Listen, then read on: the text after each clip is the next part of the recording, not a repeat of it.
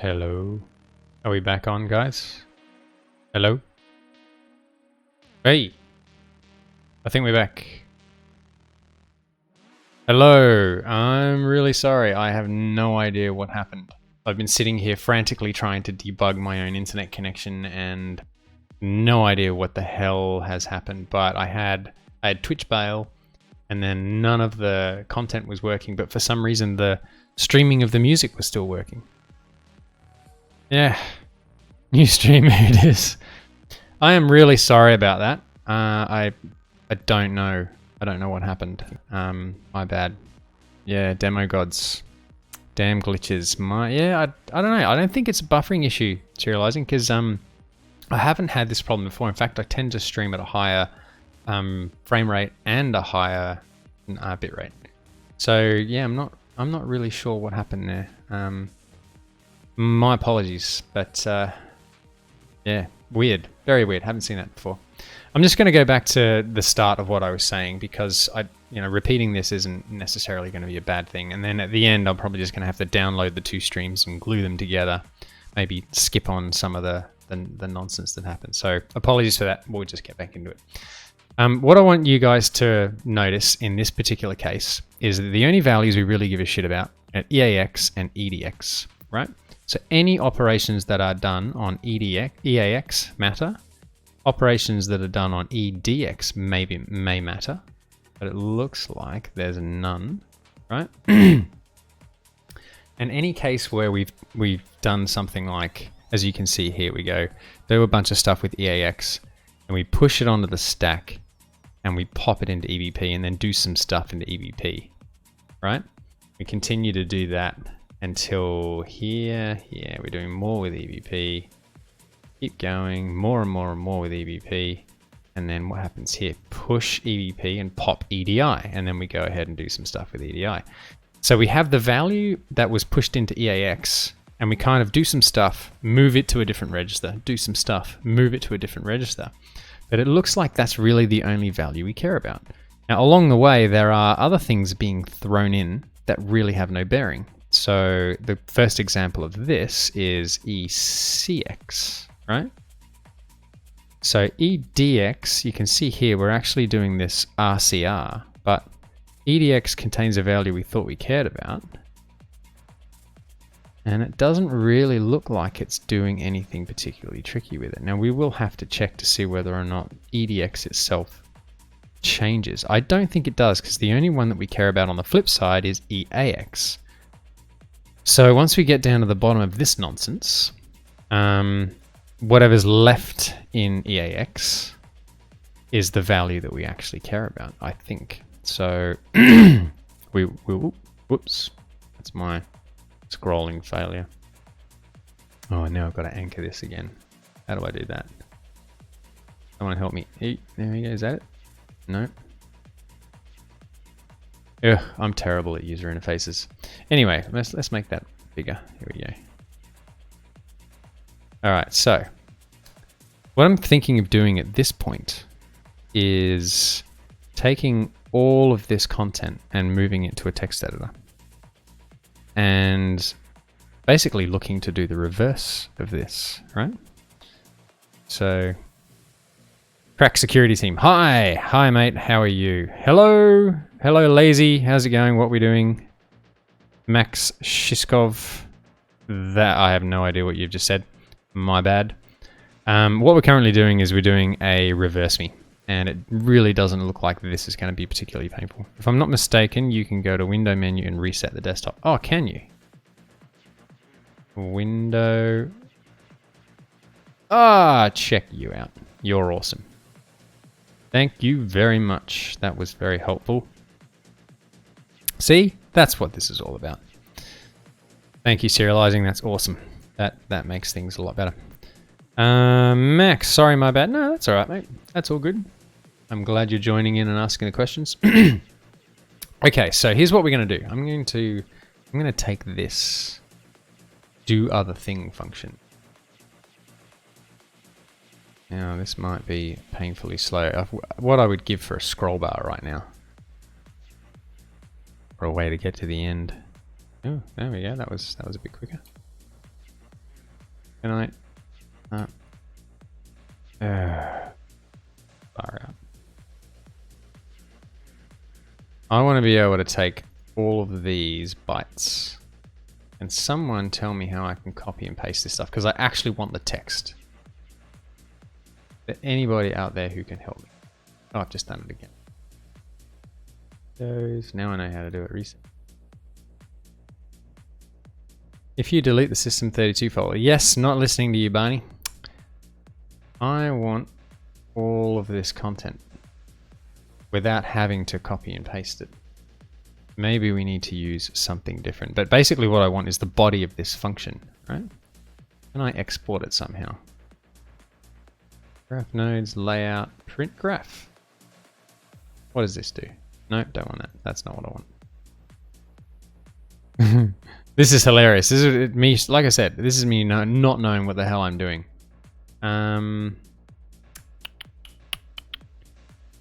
Maybe we need to go to, let's go to text view and see if this works. There we go.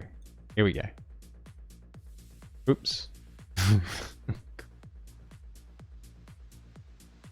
I'm hopeless. This is why I should live in Vim, right? I should live in Vim, and that's pretty much all I should do. Take this. I'm hoping that I can do this shift thing. Come on. Nearly there. Yep, there we go. Hey! Copy. Okay. Please work. What do you mean there's nothing in that register? You gotta be kidding me. Aha, this is why. Can't copy and paste across VMs. Bin enable clipboard.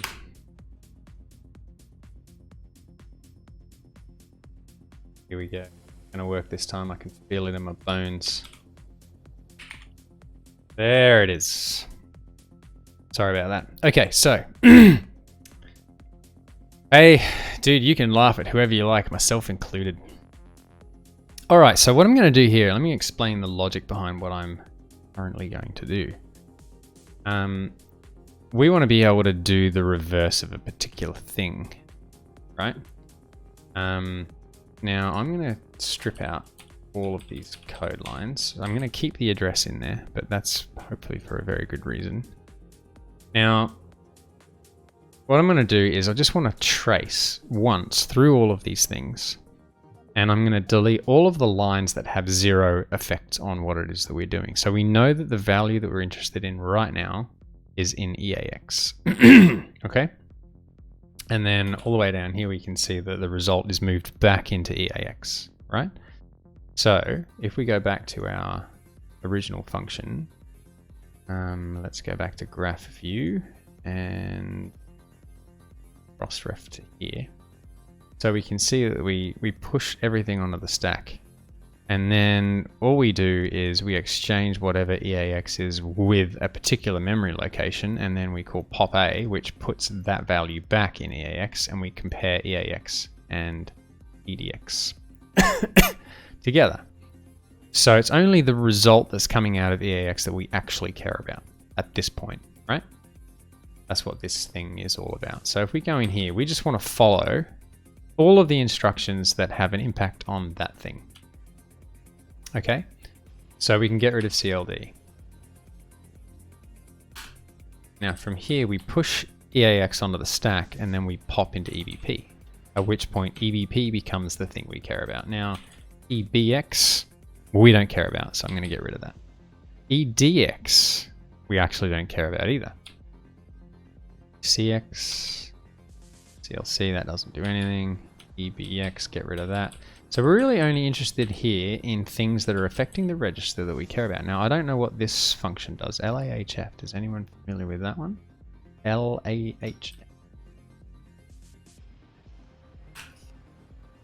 Load flags into AH register. All right, so that is effectively moot because we're mucking with EBP. We don't really care what's in EAX at this point, so we can get rid of that. EAX to ESI again, don't care, byte swap, more subs and nots and ands and that kind of thing. Now we're only interested in when we move away from EBP, probably with a push and pop, right? Yeah. X, ECX, get rid of these. More noise. God, it's a lot of noise here, isn't it?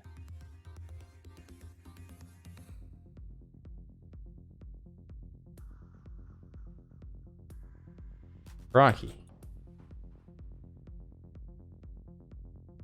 So much noise. I get the feeling that someone almost mashed the keyboard when generating this. Don't care about any of this nonsense. I'm literally just going through and removing the stuff that touches registers that I'm not currently interested in. Right? Ah, here we go. Push EBP, pop EDI. So the value that we now care about is in EDI. We can get rid of anything that's not EDI. Now, this could be starting to get fun. So EBX or EBX. Now let me just check, see this. EBX, move EBX, 25 blah blah blah, neg EBX, and then or, and it. Okay, so this is where we're transitioning EDI into EBX. So we probably care about EBX at this point and no longer about EDI. So we'll do the same here. Now, do we care about EDI again later? Doesn't look. So let's just continue stripping out. Dumb here.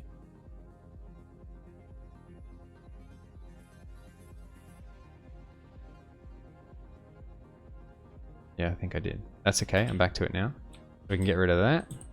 EBX we're going to keep. Push EBP, pop EDI. Okay. Get rid of EAX. That now becomes EB.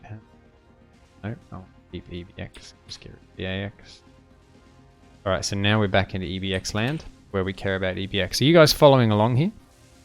We're not doing anything with ESI at this point. And I don't think it's actually going to tarnish our value. So let's continue. We've got EDI transition to EBX at this point. Neg EDI. That's just doing stuff we don't care about. More stuff we don't care about.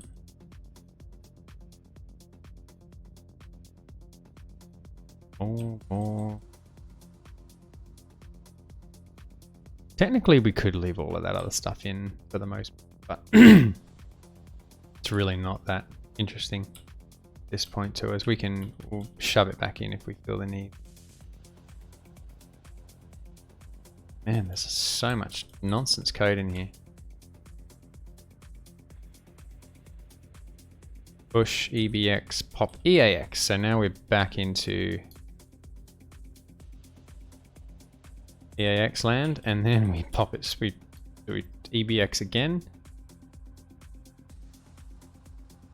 Not EBX, we decrement EAX. Now it'd be interesting to know whether that's actually used again. It is used again. So we can, I'm going to keep this instruction here, this decrement EAX, because it is actually used again. Shift right ECXCL. Get rid of EDI and ESI nonsense. And EC. So here we can see, like, we are doing a bunch of stuff with EBX.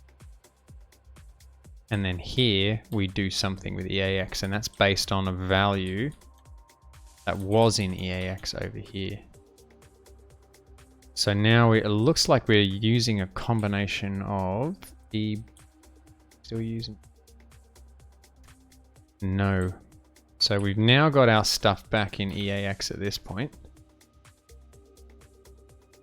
And I can't see EBX playing a part in any of the stuff here. Go ahead and say.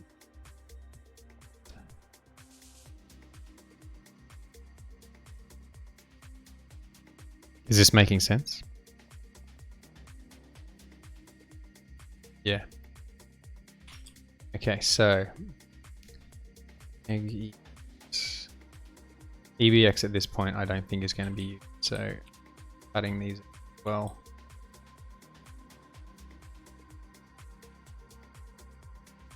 Man, so noisy. DX.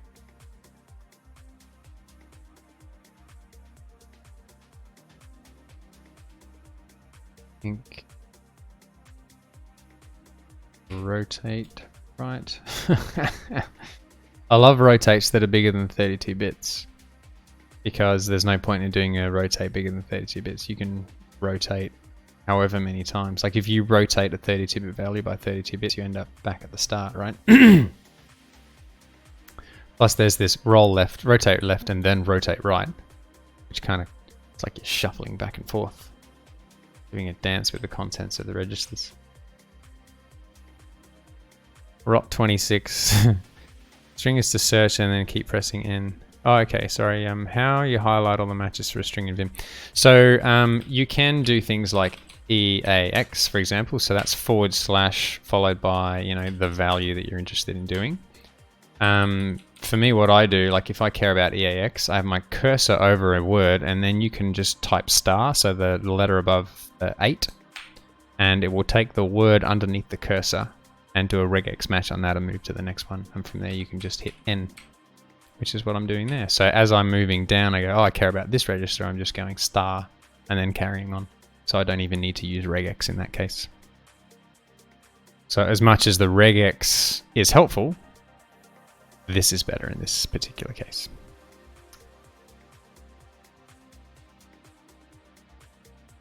Okay. Shifts are assigned. Again, shortcut for. It's actually a little bit more than that, Oxalis, because when you do like a regex, straight regex for a word, you don't add the terminators. Whereas if you look down in this bottom left-hand corner here, underneath the word normal, you can see here it's actually saying EAX only. So it wouldn't include any punctuation. It wouldn't include EAX that was part of a bigger word. It would only be the exact match for EAX. So it does have the word boundary stuff in it. Okay, still going. This is a pretty tedious part of the job, isn't it? Jeez.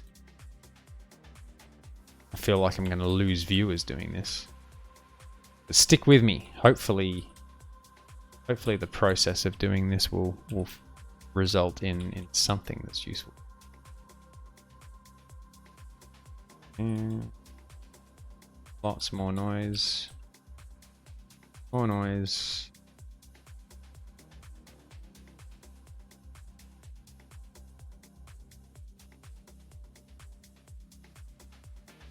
Here we go. Add EBP EAX. Now, are we using EBP here at all? It looks like we're still doing stuff with EAX. So I'm going to say that's nonsense. I'm going to get rid of this deck here. And here we go. We've got an exchange. So now EBX becomes important. So we've swapped EAX and EBX. We're now in EBX again.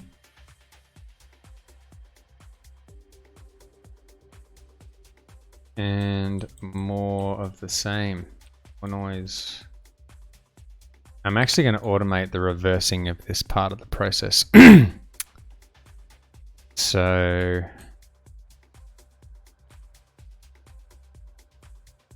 all right. Oh man, this is hurting my eyes. Push EBX, pop EBP. Okay, we're back into EBP now. That's EDX, we can get rid of that. ESI is not interesting either. EDI, byte swap, add 2 byte swap, neg, byte swap, push, pop. Push, EBP, pop, EDI. We're back into EDI land now. Get rid of ESI. Push EDI, pop EDX. We're back into EDX land. EDX. Get rid of EBP. Get rid of EDX. EAX, EDI, EBP. Oh no, no, no, no, no, no, no, no, no. Yeah, we're back into EDI land here, aren't we? So let's get rid of that. I don't know what AAS does. Does anyone else? Anyone? AAS?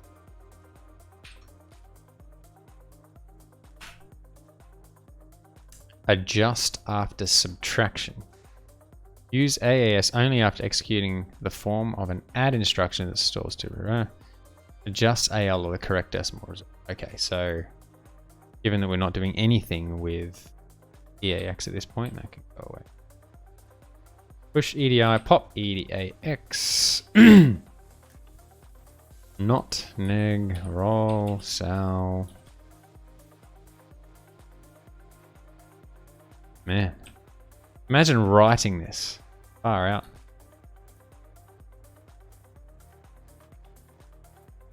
Aha, here we go. I almost missed something there. Exchange, EAX, EDI. So now we're into EDI land.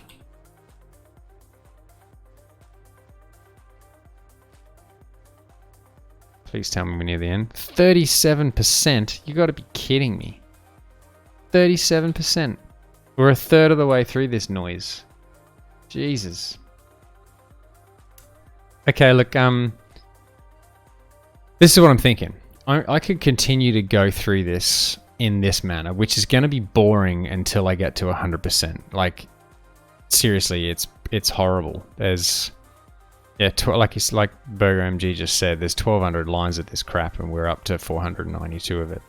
So I can go through this on stream, or I can go through it off stream, and then we can resume this in a couple of days or early next week or something. But basically, this is what I'm thinking, right? Every single one of these instructions, from what I can see, has a reverse. So rotate rights can be reversed with rotate lefts. XORs can be done exactly the same. You can XOR again and you get back to the same value. Byte swaps are the same. Adds can be subtracts can be adds, blah, blah, blah. So what I plan on doing here is I'm trying to get rid of all of the junk, all of the stuff that munges registers and values that we have no interest in. And then what I'm going to do is I'm just going to reverse the entire list of instructions. So instead of them being in this order, they're all completely reversed. And then I'm going to go through and I'm going to change everything to the reverse of the instruction. So if I see a ROL, I'm going to change it to an ROR. If I see an exchange or a push and pop, I'm going to make sure that those things go in the opposite direction.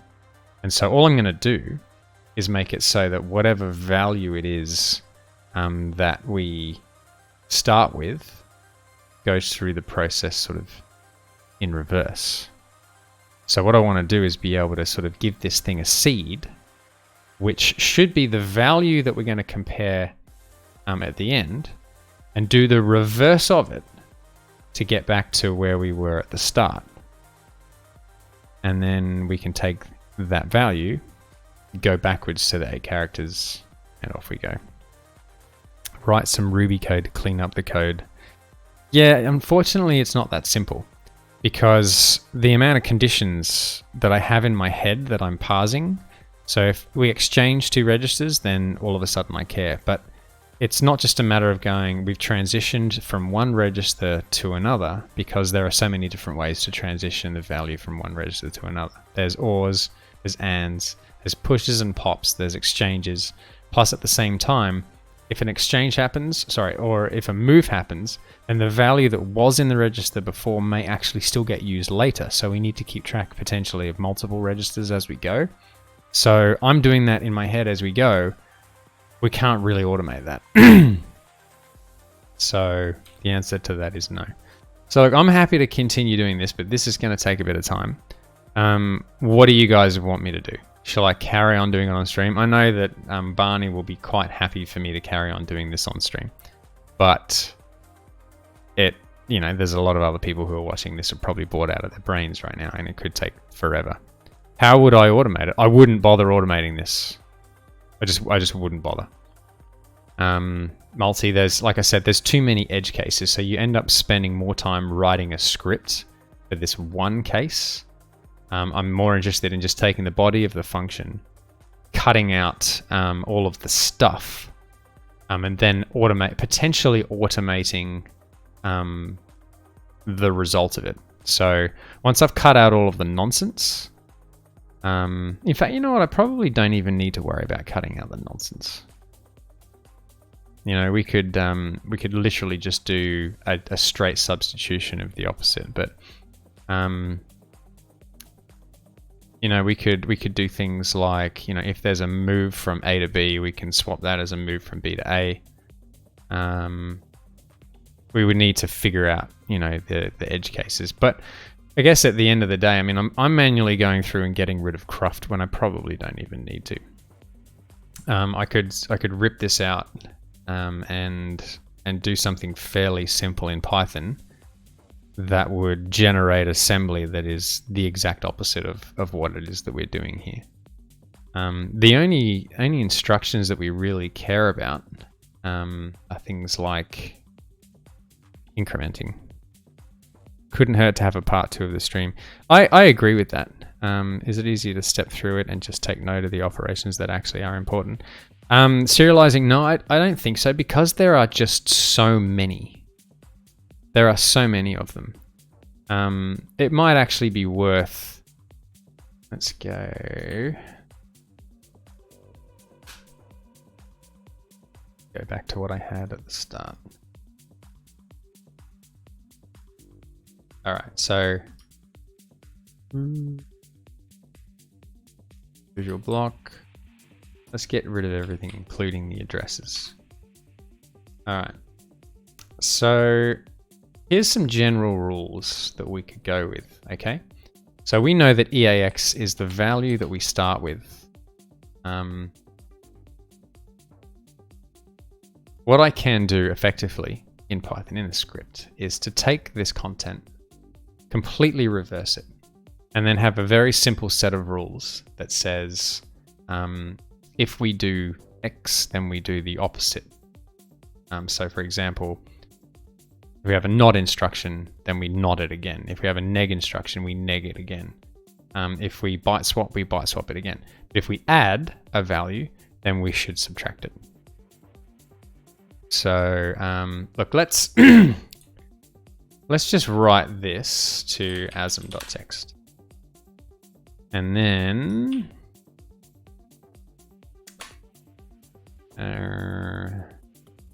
already got a string folder. Yeah, I do. Okay, you can see I've got overhangs from previous streams in. So let's go munge.py.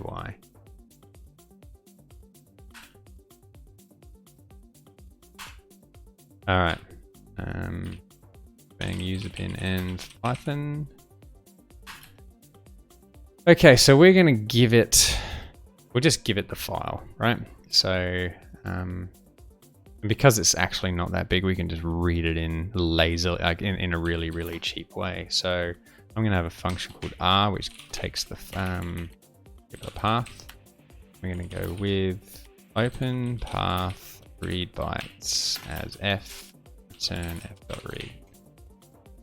Okay, so that will just load the contents, the whole contents of the file into memory.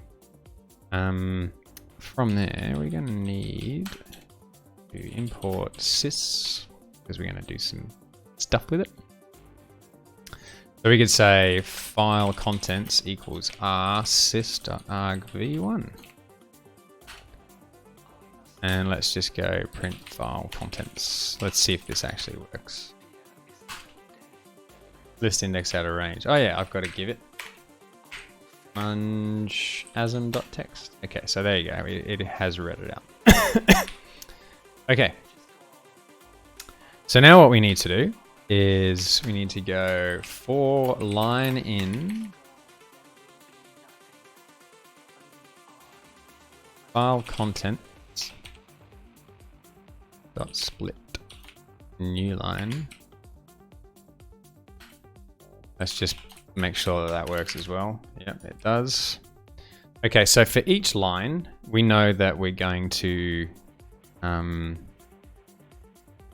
we're effectively going to split on spaces, but with a number of instructions / commands / operands, depending on what it is that we're. So here's the interesting bit, right? So if I go reversed, then it should do exactly what I wanted to. So it'll iterate over the list in reverse, right? So that means that we're doing the easy stuff already.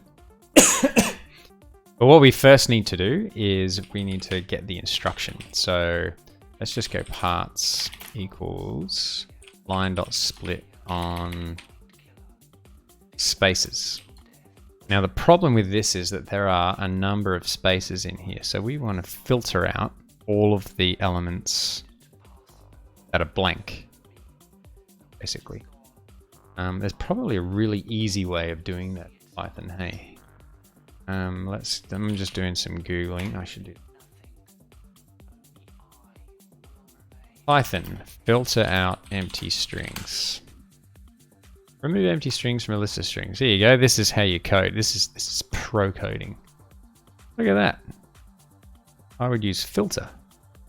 Fastest, slower. Filter, none, string list. That's pretty cool. I want to remove all empty strings from a list of strings. My idea was blah. There are more Python. So this is basically what we want to do. Right? Copy. Copy and paste. So instead of doing that, we're going to go and filter none lines.split, and we're going to convert that back to a. Let's see what this does. Isn't that interesting? So there you go. That gives us all of the things we're looking for. Now, there are a number of issues. There's another issue here, as you can probably tell. How would you automate the reversing? Reverse me from. Oh, someone. Sorry. Yo, what is hacking? Jane Doe. Clearly, that's your real name.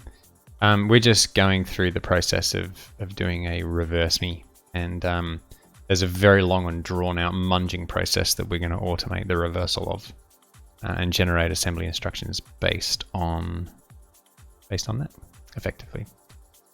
So what we've noticed is there are a number of constants, and basically what we're going to do is swap. We're going to swap an instruction with the inverse of that instruction, which is pretty easy to do, really. So the ones that we really care about are the ones that are not a direct conversion of what they actually are to begin with. So for example, a sub becomes an add becomes a sub. That kind of thing. Neg stays as neg, roll becomes raw becomes roll, etc. Okay, so what we need to do is we need to basically just have a dictionary of opposites. So we'll call it opposites.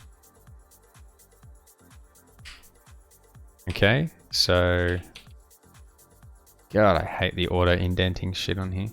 So roll, for example, becomes raw. And the inverse of that is also true. Okay, but I'm not going to do the two inverses at this point. I'm only going to do sub becomes add. And what are the other ones in here that stand out? There's RCR. RCR becomes RCL, SBB.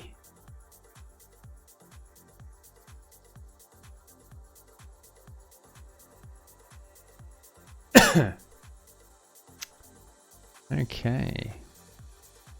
There's probably other instructions that we're going to need to care about here as well, like the move instructions.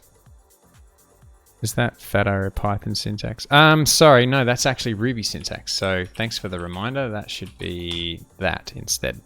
My bad. So many languages. Oh, tarnished with Ruby, isn't that just filthy? Yeah, that makes sense. Sorry about that. I'm just looking for things that can be effectively reversed.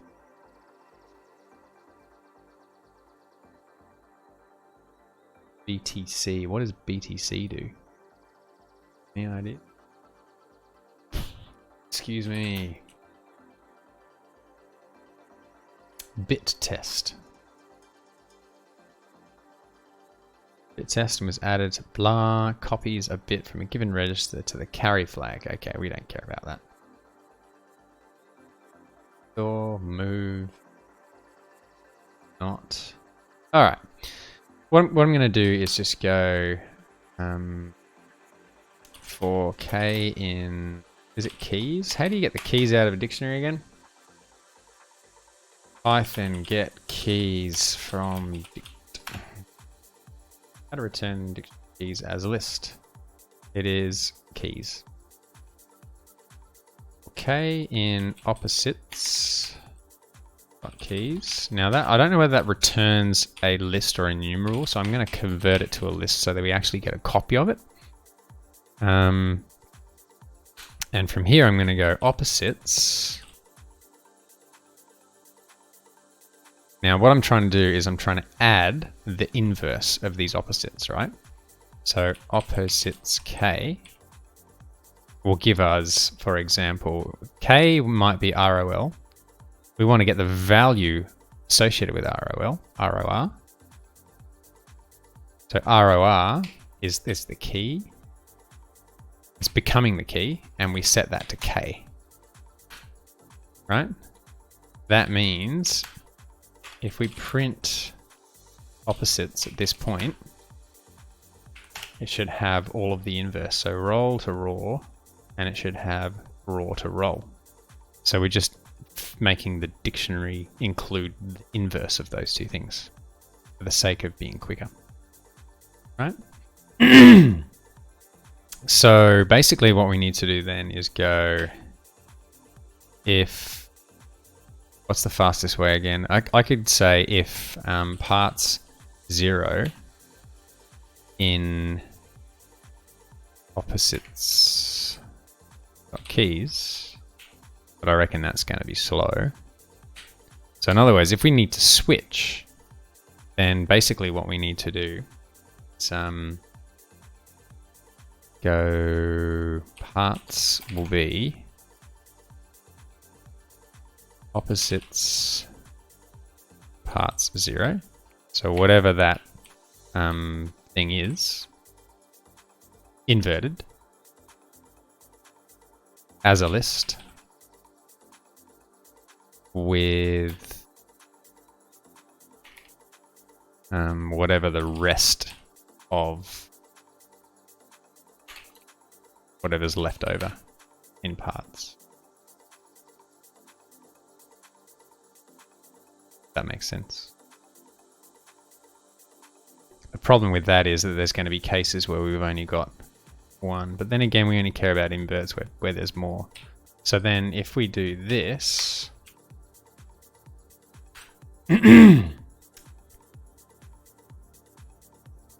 let's do this, print from, and then 2.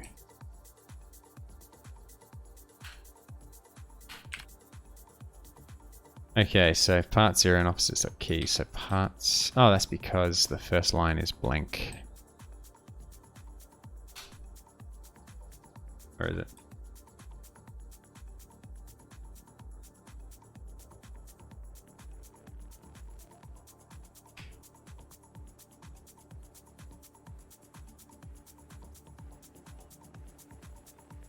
Is that the problem? Oh, I can't do it that way, can I?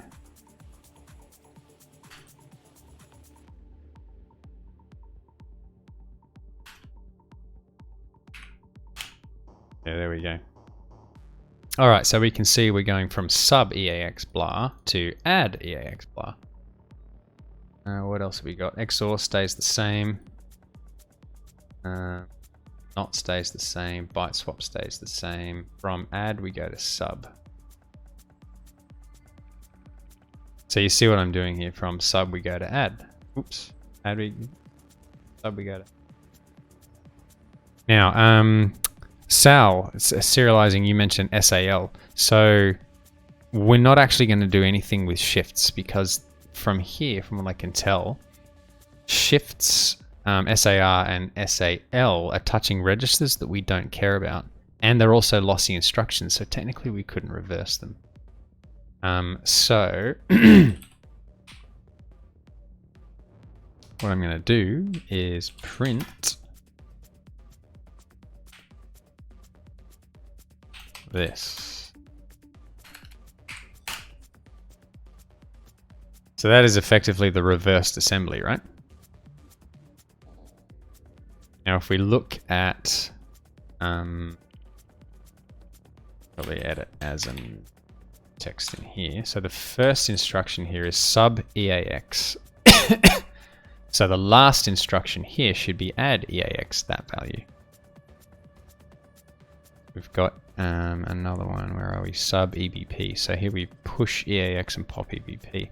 Now, so here's a case where this actually matters because you see how as we're going through, we've got a pop EBP and push EAX.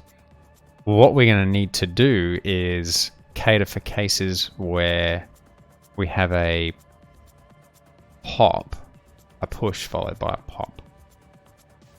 So what we might need to do is change pops and pushes and assume that they're going to work in the opposite direction as well. So let's do this.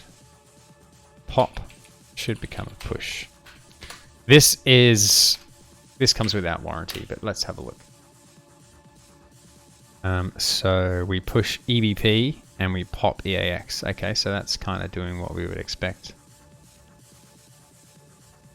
Now there's also going to be cases here where we're moving.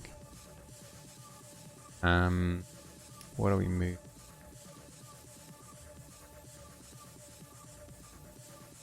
There was a move, wasn't there, at some point between two registers of ECX, EBX. Did we care about that? No, we're still in EVP land there. We don't care about that. We don't care about that. We don't care about that. What I want to know is there a MOV instruction where we have basically E followed by a couple of characters followed by, hang on a sec. Oh yeah, dot dot. Whoops. Followed by a space with another E dot dot. So we do. See how we go. We're doing some stuff here. EDX is having add or XOR. Where EDX, not EDX.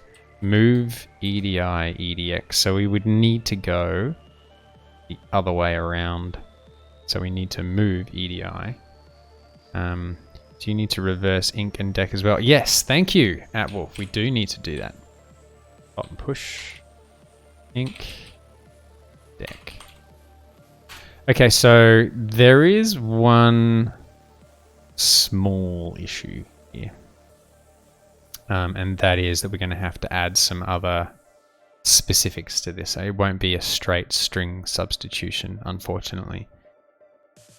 So it might mean that we got to get rid of this little hack and do something do something else instead. But yeah, the reason why I mentioned that is in the case of move, we're only interested in whether or not a move is moving between two registers. So if we're moving, see here, this one we care about because we're moving from one register to another. So we need to do the inverse of that. Whereas if we're doing another move, such as this one, we don't actually care about that one because it's a hard-coded literal. And we're not going to do the inverse of that because that's technically invalid assembly. So technically what I want to do here is have a lambda where we get all of the parts passed in. So whatever the rest of the instruction happens to be.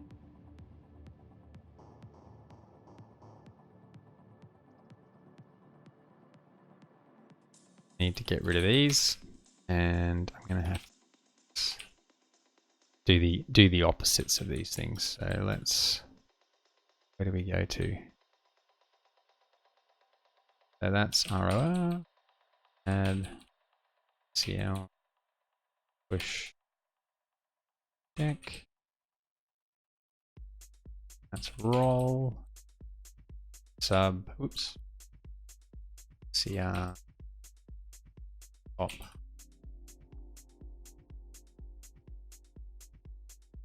So then here,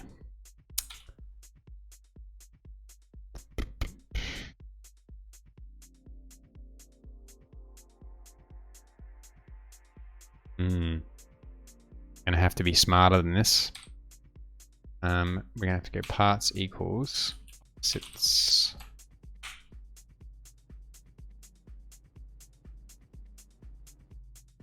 We have to pass in the parts to the function.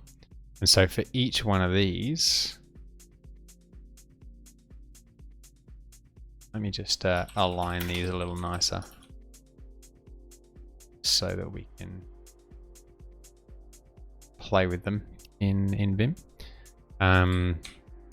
What I want to do is create lists because we're returning lists, right?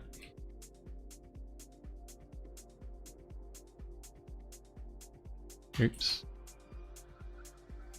Okay, so you're basically taking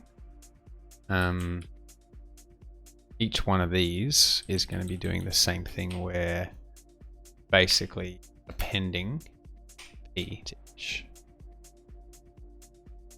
Yeah. Dict is not callable. Opposites. That's right. Of course it's not. Parts. Got to index into it first before we can call it. Okay, so that's looking a bit better. So what we need to do in the case of, like, so we've done the reversal of that. If we have a move instruction, then things get a little bit more complicated because we are going to have a move, but we need to reverse the parts, right? So we do that and pipe grep of BCX EBX. Oh, hang on. Reverse them. Now this should highlight the problem though. See how we've got mob EBX and ECX where the comma's in the wrong spot? So there's a couple of issues that we've got here. So I'm going to create a separate function called move, or I should say swap. And we're going to get a list of parts, right? So in here we need to say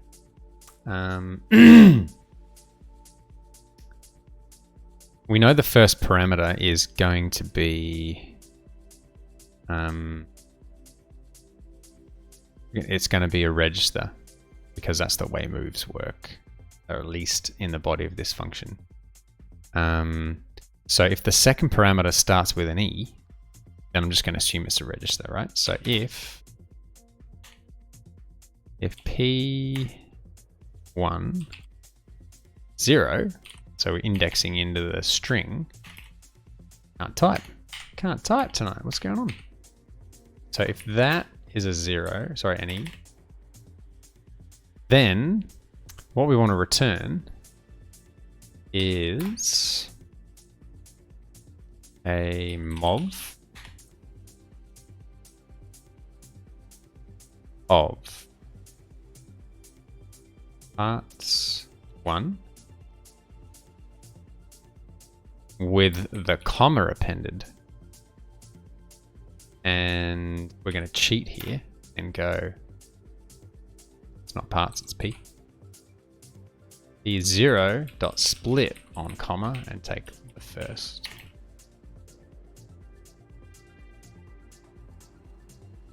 Yeah. Otherwise, we don't actually need an else because we're already returning. We can just go return of followed by whatever parts we were given. Yeah. So down here, instead of giving it lambda p, we're just going to go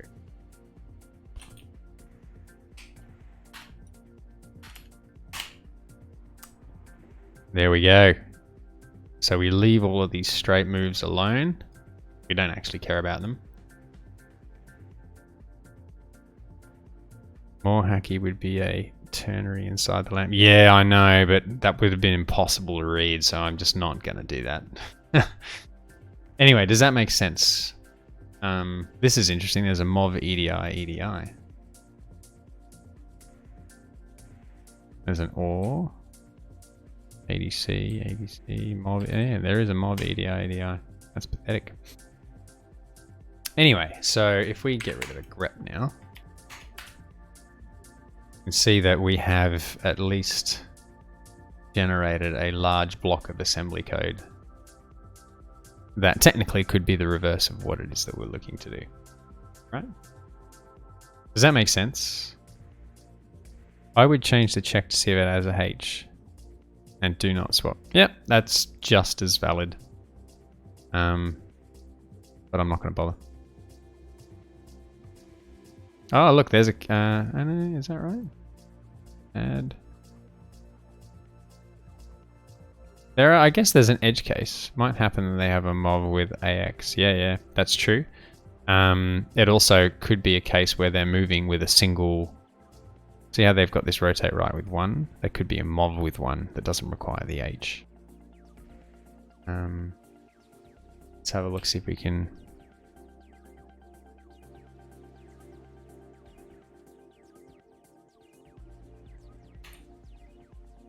No. I don't want to go through the pain of doing the inverse of this. But anyway, we're looking to refine a hack, which is a blatant hack, so I'm not too fussed about it at this point. Okay, so the next painful bit is... See ya, Parody, thanks for coming along, man. The next part of this is we actually need to bake this into something. Which means we're going to need to probably do something else. What I'm going to do is I'm going to close this down.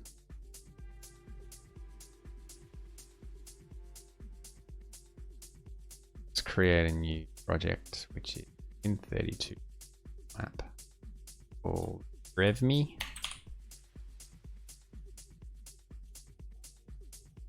Console app. Get rid of precompiled headers. Basically give blank project. Now, before I kick things off, I'm going to change this so that we are not setting the character set.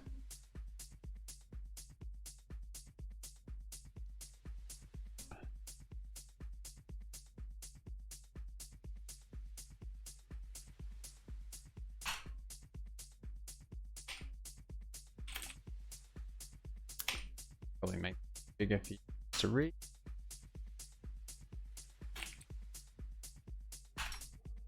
Make sure that builds. Okay. So what we will have in here is a bunch of other stuff. What we actually do need, just do fine.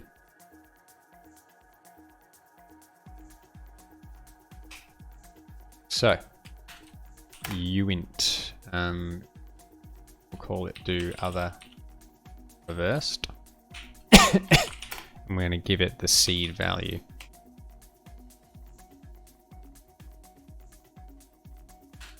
Right. Now, what plugin do you use in Visual Studio? I'm using VIMU from VIMU. It's my favorite.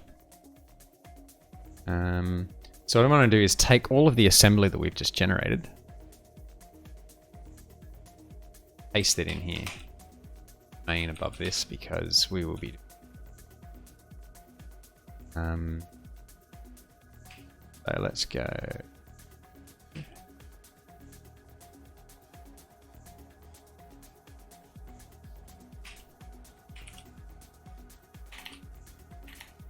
let's just do this.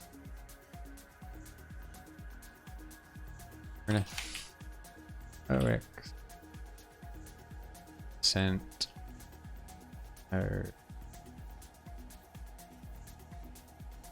line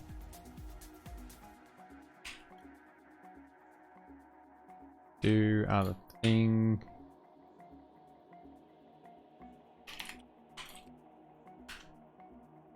Okay, so before we do anything else, build that. See if it okay. So now I'm going to take the output of this thing here, and I'm going to paste this into a massive assembly block in here. Chasm.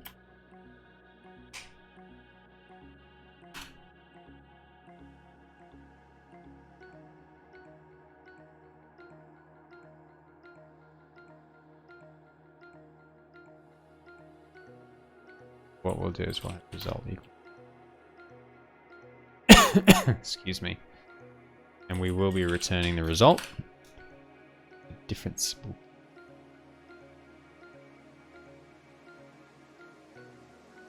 Let's just redirect that to temp output.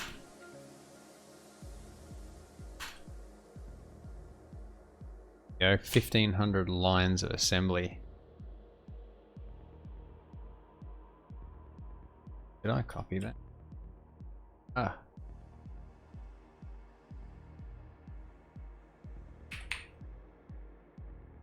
Bear with me. Cross VM copy paste thing.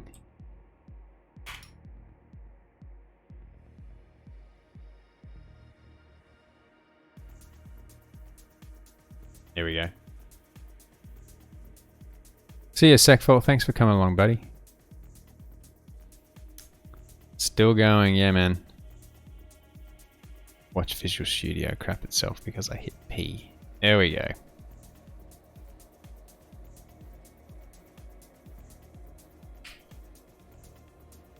$1,500 lines of assembly. Doesn't like it, hey. I'm kind of tempted to do some hacky crap with includes instead. In fact, exactly what I'm gonna do. Can I include in here? Can.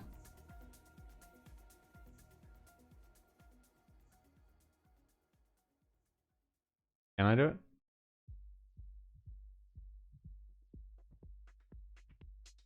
Probably could. Let's go add new item. Horrid asm.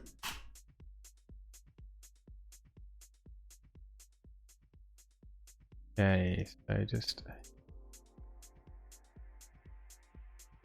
folder. Add. Do what I was hoping for.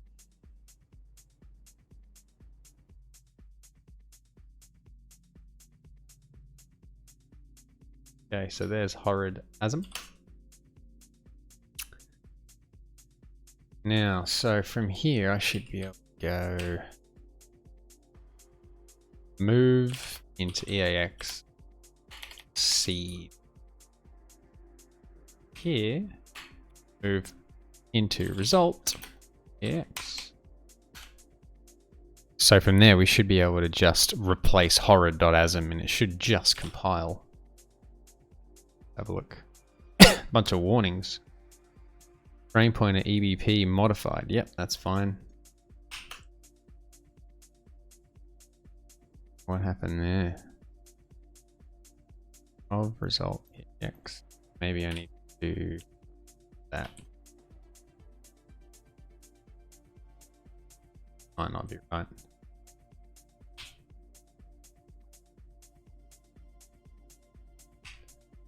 Int. Is it A3, isn't it? 3.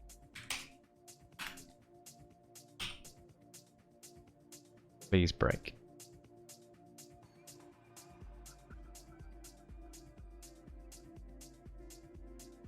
Oh, I need to do the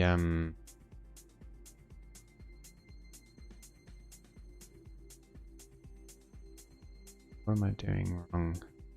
We check the output of thing. Yeah, okay, so it is. The EAX should be visible.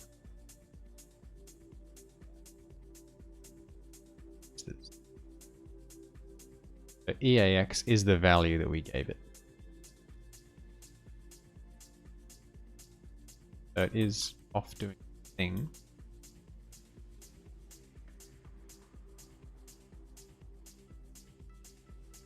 Etc. Unhandled exception occurred.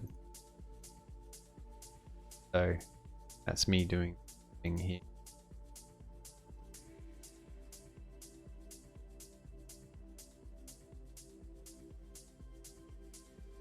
Just test this again.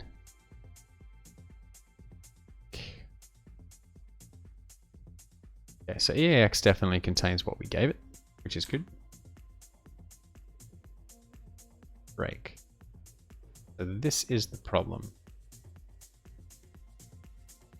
Is the problem. Doing something wrong. Someone smart tell me what I'm doing wrong. Seems like the stack's being messed up. I don't think this is a stack problem. I think the problem here is this unable to write address. So let's go to the Googles. Visual Studio inline assembly example. Let's just see if there are good examples of how we can get. I want to see pop. Is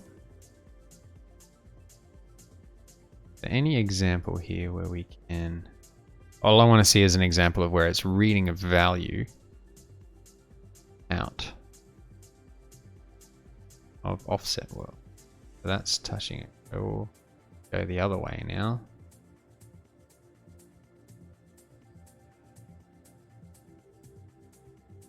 Yeah, so these are just reading these values, which is not useful to us.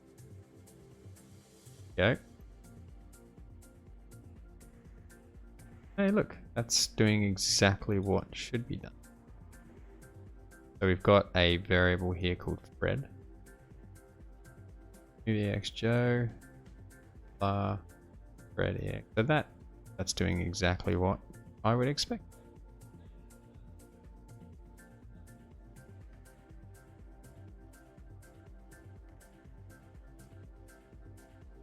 Weird. Can anyone tell me what I'm doing wrong? Assembly block inside a function we use standard calling convention. Yeah, I totally hear you, but so if I did this, for example, and hit a breakpoint here, does it get hit? No, it doesn't. It happens before this. So it's like, for some reason, it's not liking something we're doing just before.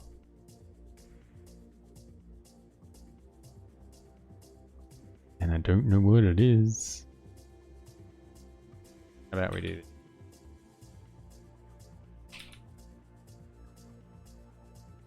Let's see if this works. Okay, so we hit our breakpoint here, right? Now we want to move the value in EAX, which is that 3C blah blah blah, into result.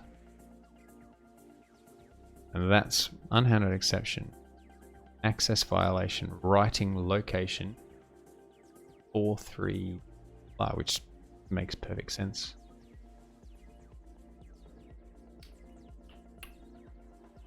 Because that is clearly not a location. Ah, so maybe... Yeah, you might be right actually serializing. Maybe something inside this horrible assembly is... Yeah. Break. Okay, so here's the problem. Because we are munging EBP in our horrid assembly, we're going to have to use different registers.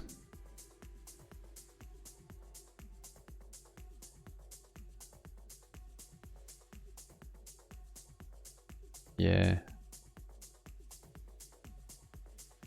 So going back to our thing here where we end up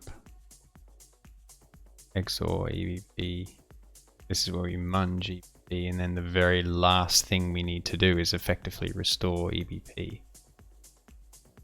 Let's just have a look.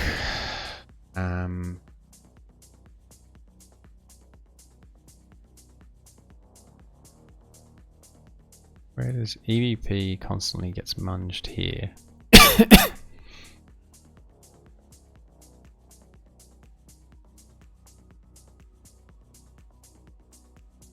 So this is all junk.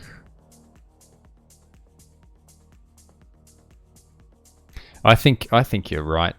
Serializing. Sorry, mate. I dismissed what you were saying, and I don't think I should have dismissed what you were saying. Before we do that,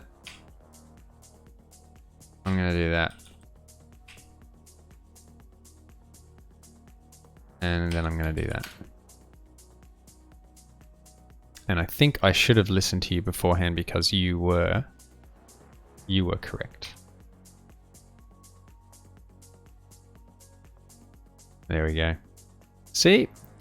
Lesson learned there, ladies and gentlemen. When someone like serializing me says, hey, you should do a push ad, pop ad, you should listen because clearly they know what they're talking about and you don't. So the issue there was that because EBP was being dicked with, by the time we ended up with this mob result, well, result is a local variable inside the scope of this function. And local variables are referenced offsetted from EBP. Because we've mucked with it in this horrid assembly. Okay, so we do have one more problem. And that is that we need to get access to EAX. So here's basically the go. We call a function.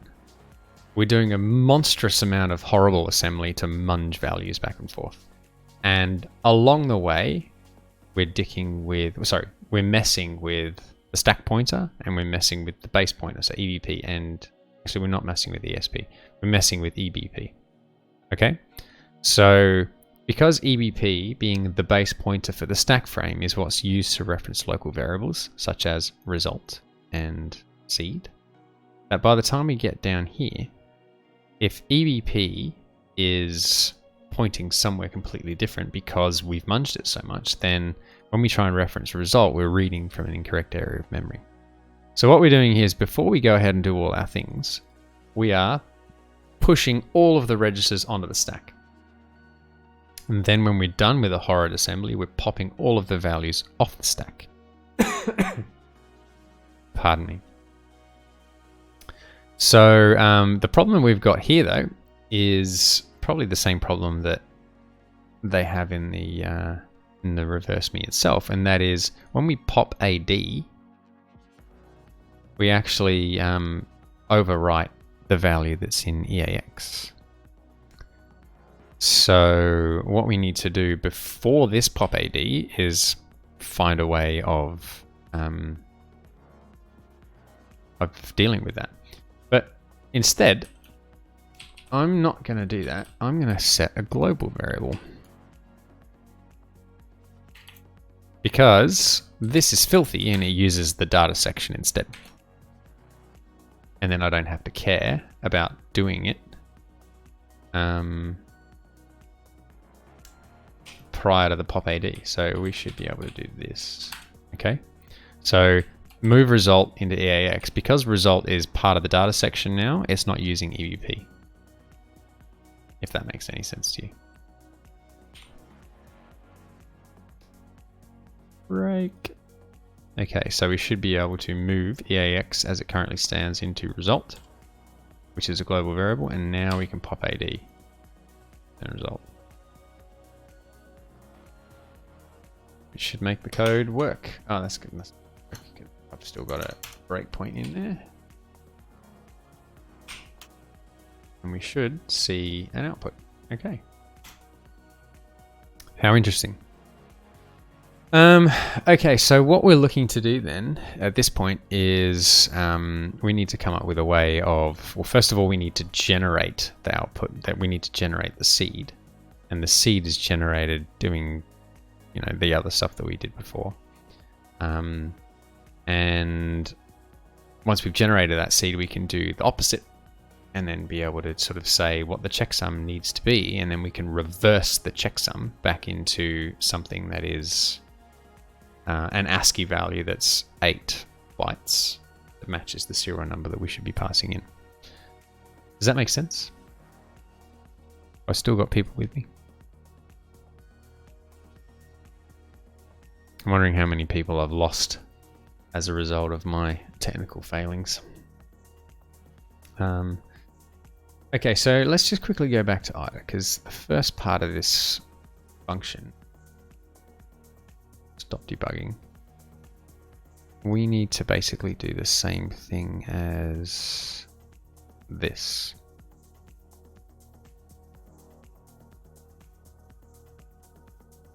Thanks, serializing. Yeah, no, it was poor form. Like you were hitting a point there, and I just went, nah, that's not the problem. And that's a failing on my behalf, and I should not do that. So credit where it's due, and thank you for your contribution, because that's obviously something that I should have listened to. Not dismissed on a whim. I'm just looking at what this thing here is doing. We may end up just replicating this in directly in inline assembly. So we do this input serial thing. We generate, where is it? And that's the calculated checksum, and it's the checksum that we pass in. And the checksum needs to match. Yeah, it needs to match what we did with the username. What's the difference between push A and push AD? That's a good question, Wolf. Let's go have a look. Oops. None.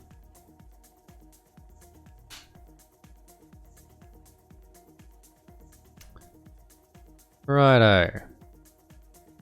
Push A is push AX, CX, DX, BX, original SP, blah, blah, blah. Push AD is the 32-bit versions. Probably fair to say that on a 32-bit architecture, it probably doesn't do that anyway. I mean, I see push A in disassembly all the time, but push AD was the one that I went for straight away because I've seen that more often. Yeah. It's like 16 versus 32 bits. Okay, now I'm just going to quickly try and replicate this. Push A and pop A will call either side of the munging function. Yeah, I just did the same. Yes, that's exactly right. Exactly right. All right, so let's just replicate this part here. But character by character, we iterate through here, and we do a bit shift by 1. Shift right AL1. Jump on AB. So I'm going to try this on screen a little bit.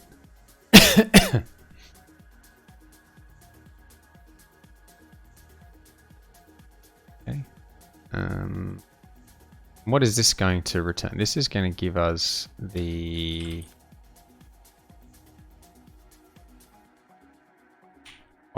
it'll give us the checksum of the username, right?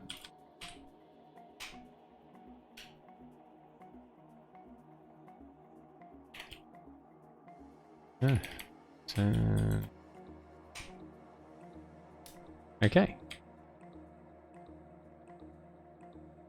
Righto. So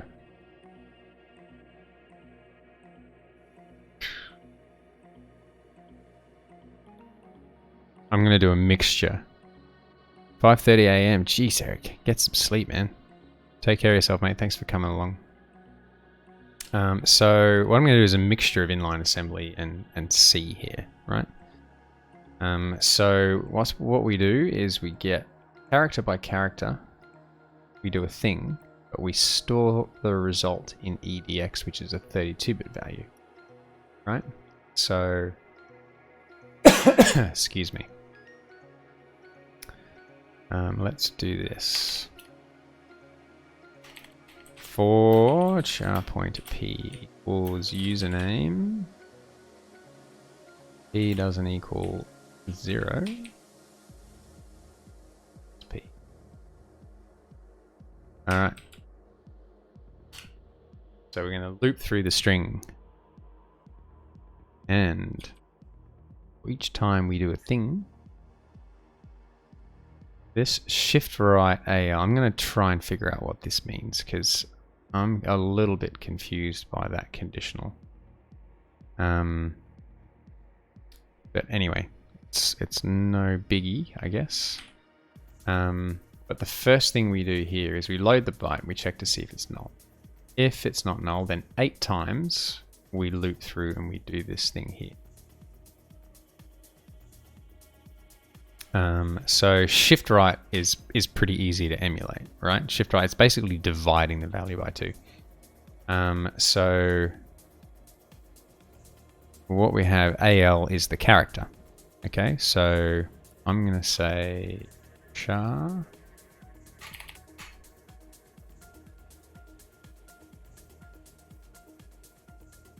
I'm going to say unsigned char.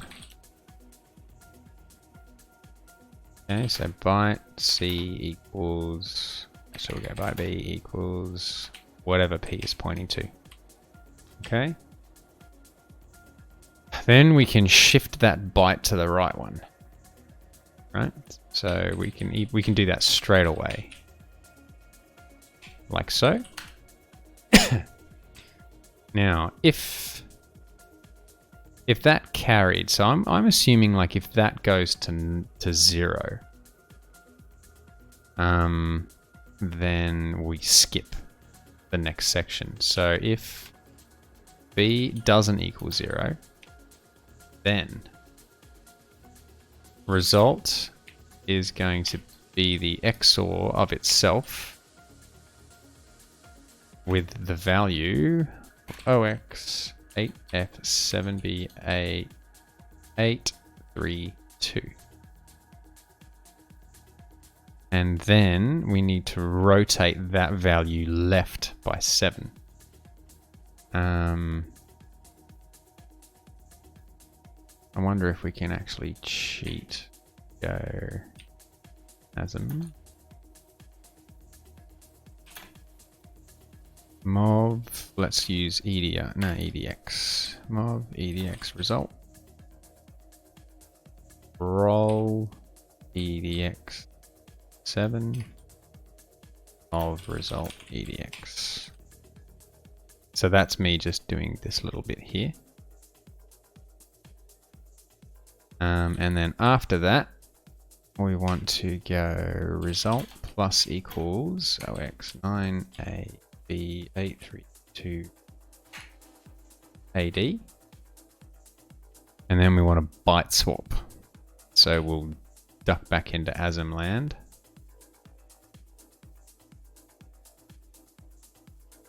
And do similar things to this.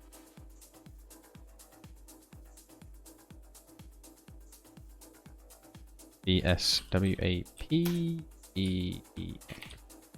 We could hand code that in C, but nah, let's not do that. Now we do this 8 times, right?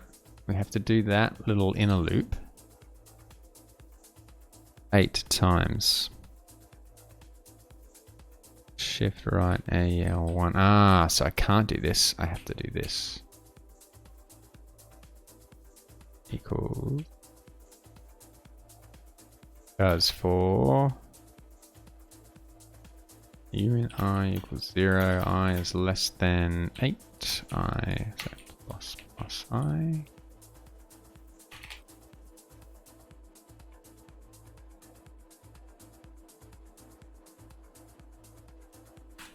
Does that make sense?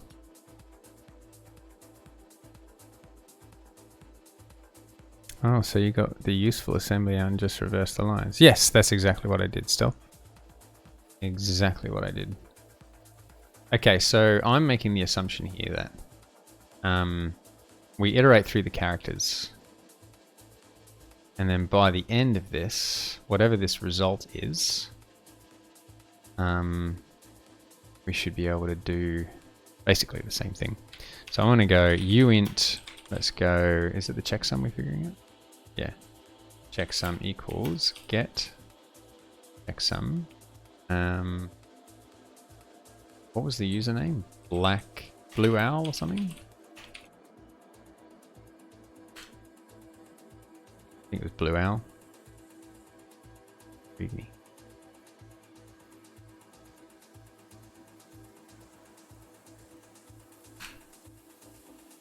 Okay, so let's just quickly step into this to make sure it does something. Make this.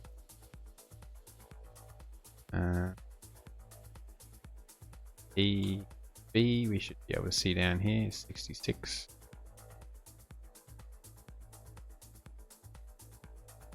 B doesn't equal 0, which it shouldn't. Result equals whatever it is, XORed with it. Let's view this in X. I know it's really small, can't, and I'm sorry about that. Move EDX, rotate it left. Alt. Add. Byte swap. Okay, so that assembly there is working as we would hope. Realign that stuff because I'm picky. Now what I'm going to do is I'm just going to quickly figure out the checksum that is generated by running this again. The checksum should be, where are we? At this point here, EDX contains the checksum, right? So let's just run this up quickly. Wasn't 8 times relevant to the serial. No, this is the username. Actually. BlueOwl. Okay, so EDX is DBBE 9514. Now what happens? Our version. Checksum is completely wrong.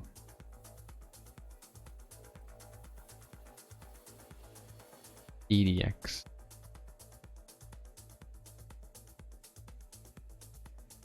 Roll. Oh, are we missing something here? Oh, yeah, we are. No, we're not. Byte swap it. Come back in. We're definitely doing it 8 times.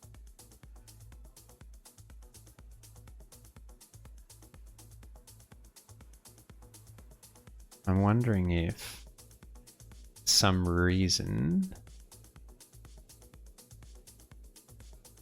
What I'm going to do is I'm going to check the result at the end of each loop. This is me just cheating to add a breakpoint.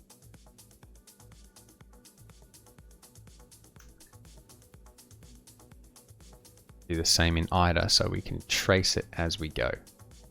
Okay. So let's let that run.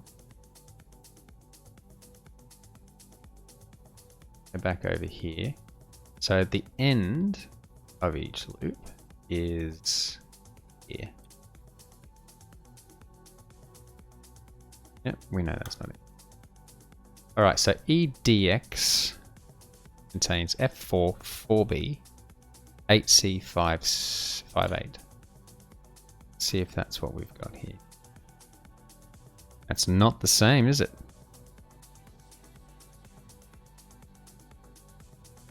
So our calculation here is completely off. So at the end of the byte swap, we've got F4, 4B here. See whatever is in EDX, which is listed here, DF84. DF84. Yeah, not even close. So we're doing something silly here. What are we doing wrong? We shift that right. Let's debug this slowly but surely then, just to make sure that we're doing the sane. We're doing something sane.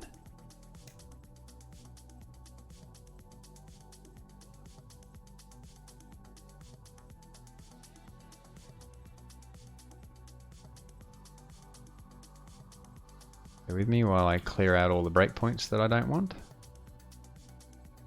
And we'll set one back here. Test again. Okay, forgive me, this is going to be a little bit tedious. Go here.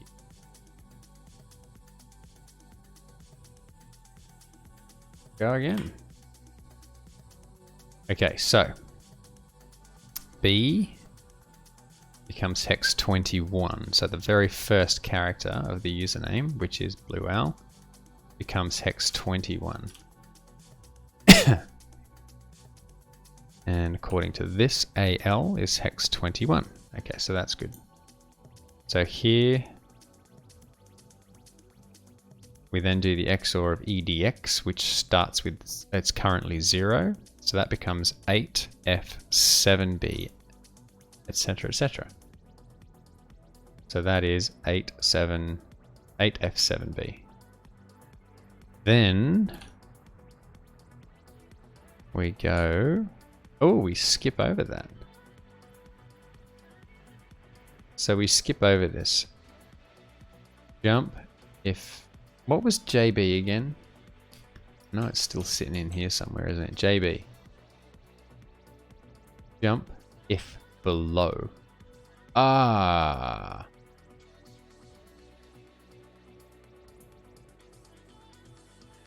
Interesting.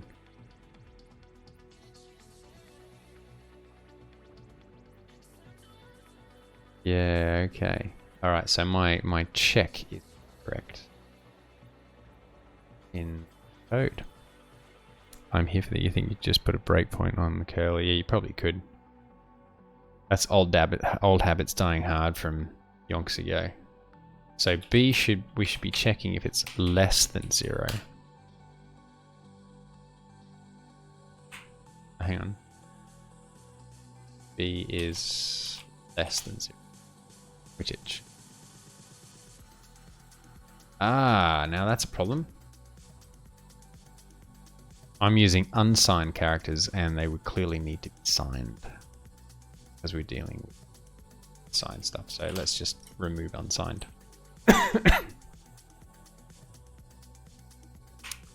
And let's go back. So we should skip this. Oh, am I doing this right? So we shift, and then if after shifting b is less than 0, which it isn't, we then end up with the result being 9ab.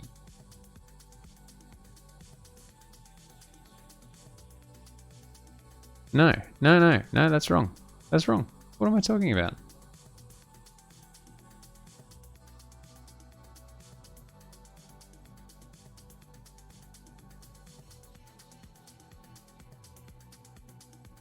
Sorry, I'm doing this completely wrong, guys. I'm hopeless.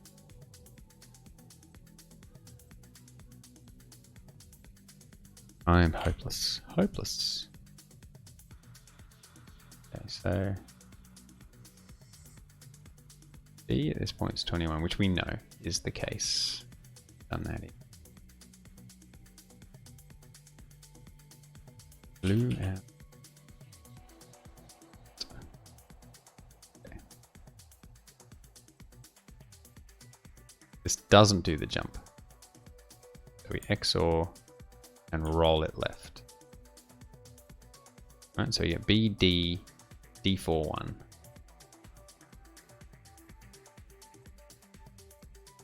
Okay, so let's skip it here. X, B, D, D4, 1. Okay, that's accurate. And then we add 9A, B8, 32 AD. 9A, B8, 32 AD. We add that to EDX.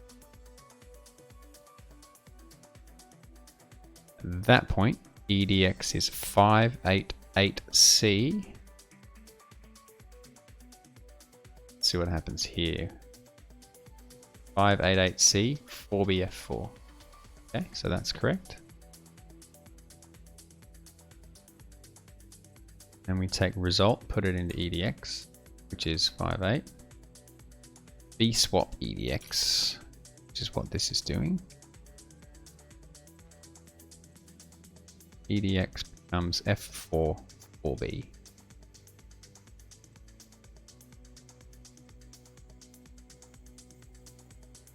F4 4B, new result. Result is now F4 4B 8C58.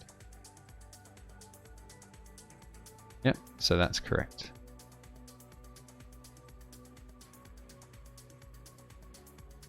Okay, so now this is interesting. Here's where we're missing our first case, because we're jumping past this case when AL is 10. Okay, so let's just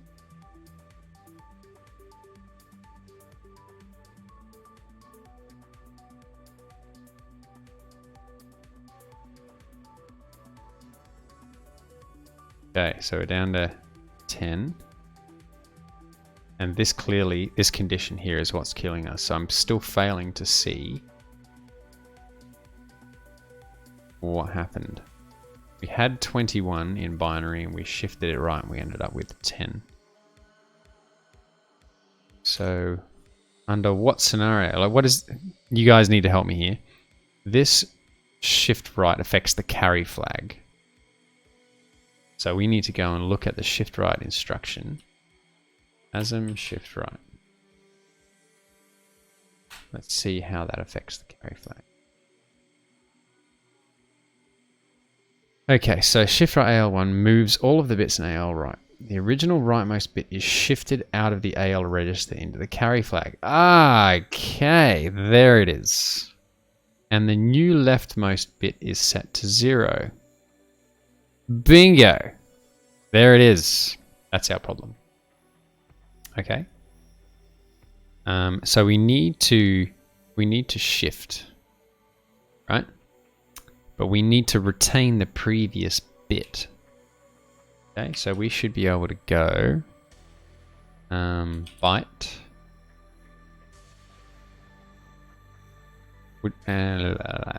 byte carry equals b and ox. We don't even need the x, right? And then we can shift, and then we can say if carry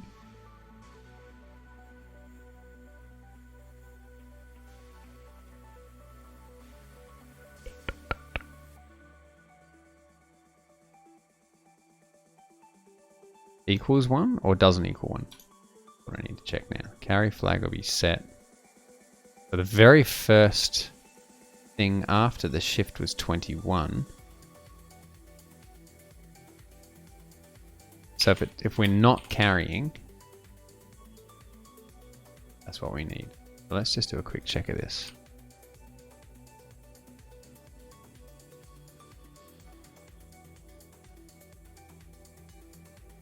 Carry was 0, so it is the opposite. If carry is 0. I like to overflow things and it crashes the programs. You and me both. Is that causing the jump because of the carry flag? Yes. So here we should see this go in and do its thing. And then the next time round, carry should be 1. We skip it.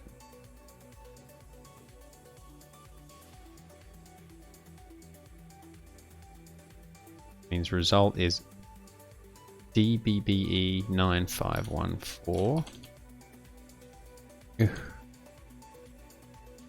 Let's just do.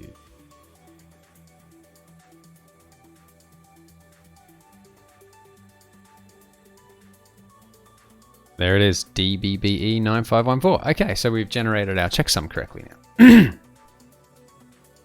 So that's cool. I'm happy with that. So then once we've generated our checksum correctly, our seed would actually be the checksum. So the result of this, 3C, 3F, 0E, A8. So that's given us the reverse of that thing. Now, what we should be able to do here at this point is we should be able to say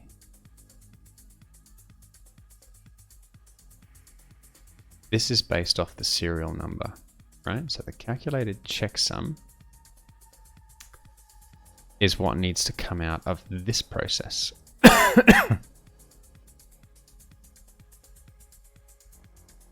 Which is interesting.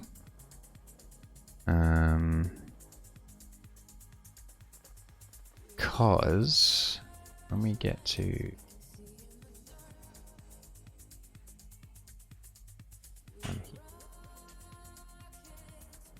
oh, what?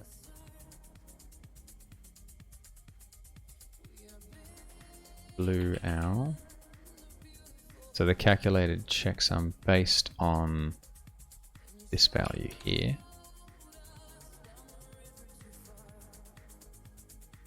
is A2384706.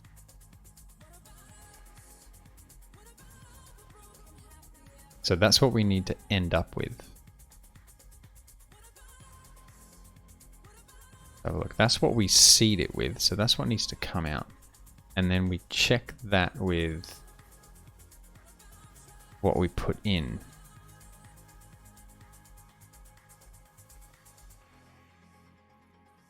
Yeah, so hang on, let me just try and get this straight. If you do for values, new image on Firefox Windows Crash. Okay, excellent. Thank you, Dover. So what I'm trying to figure out now is the value that we need to put in is the value we put in is the checksum. So we want to get the checksum out. And the value that we need to put in is the thing that we're comparing it to, which is EDX. Now, EDX is the calculated value. So we should be putting that calculated value in, and the checksum needs to come out. So from there, we just need effectively a reverse of this process here. It's just based on offsets. That's assuming that the code that is generating our checksum from here is correct. 3C3F 0E A8. So remember, we've kind of got this pseudo kind of XORed thing going on, right? So with the checksum, what we would have is like part 1, the checksum, and OX F0, F0, F0, F0. Part 2 would be that, but the other way around.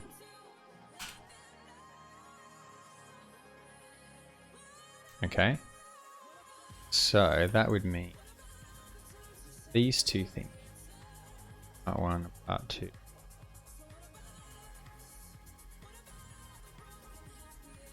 We would need to shift, is it this one?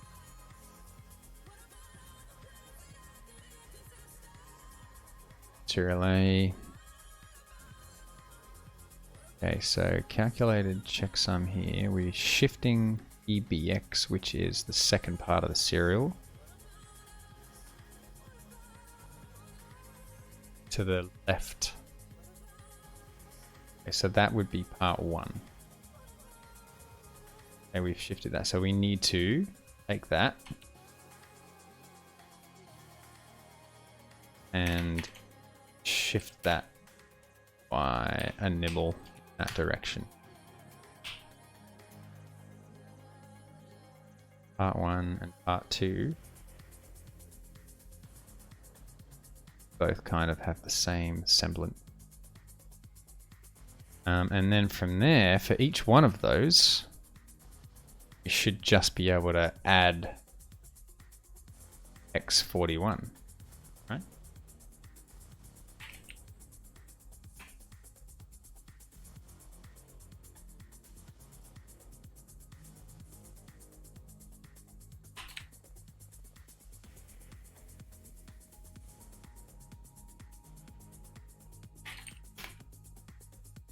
Times by that, right? Just add it.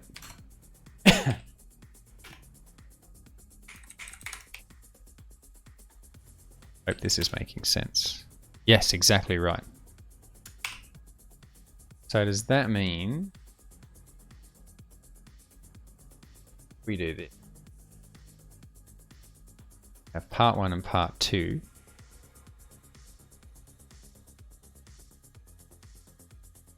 All we need to do is basically print these out as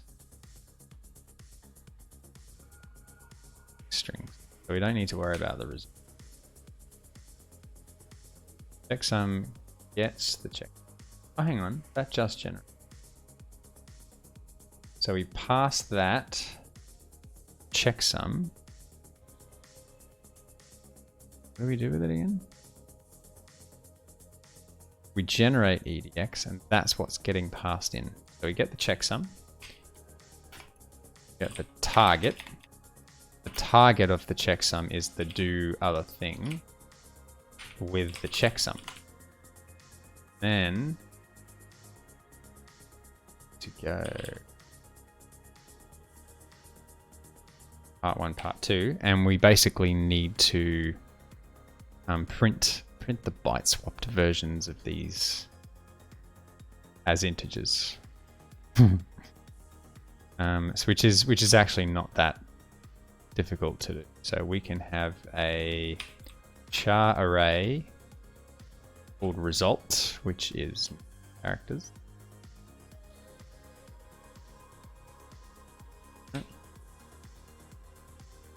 That out as a string. What we need to do is we need to say get result character 0. pass that to a pointer uint.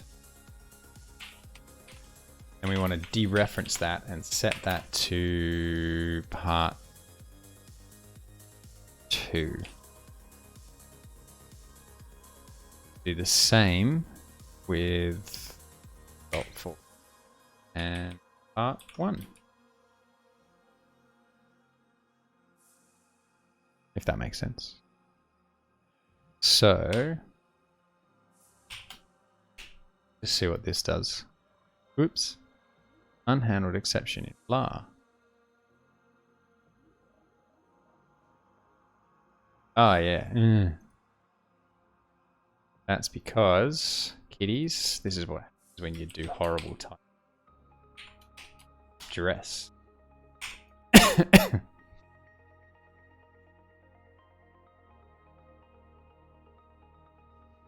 Okay, so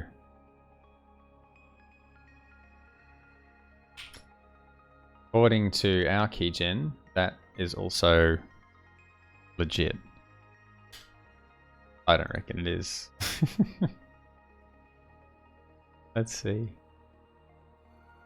I think we're getting close though. So Blue Owl and our serial. Sorry, that's not it. Oh, really? It's looking good. It's all caps. Yeah, I agree. I think we're getting close. I think we are getting close. I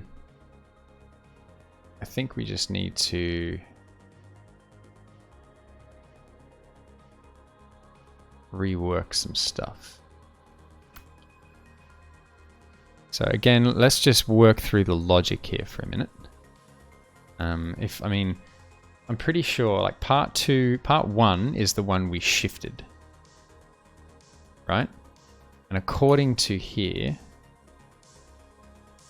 I should call them A and B. So A is not shifted, B is shifted, and B is the second part.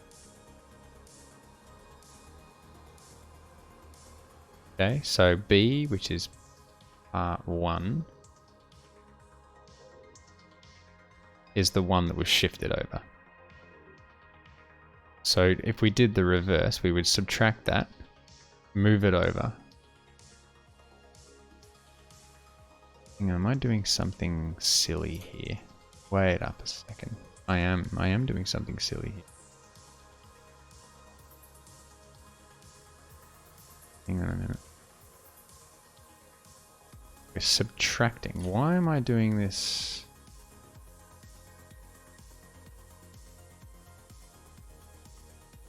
I think this masking that I'm doing isn't making the most sense. Thing is that when we get the checksum, move.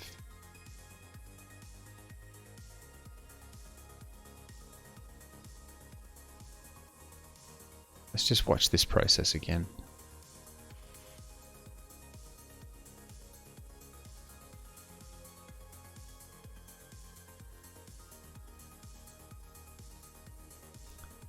Let's just see if it does the exact same thing. Okay, so we end up with the first part, EAX, being 0C, 0F, 0E, 0.8. Okay, and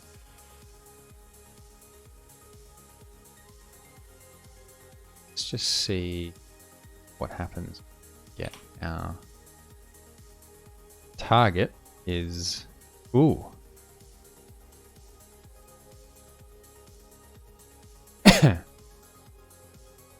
Zero C, 0F, 0E, 0.8. CF, E8. Okay, so that's pretty good.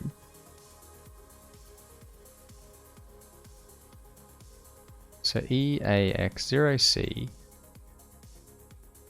0F, 0E, 0.8. CFE8. CFE8. Okay, so that's looking pretty good, right? So part 2. Part 2. Hang on, I'm gonna have to break this down because I want to see the. Oops.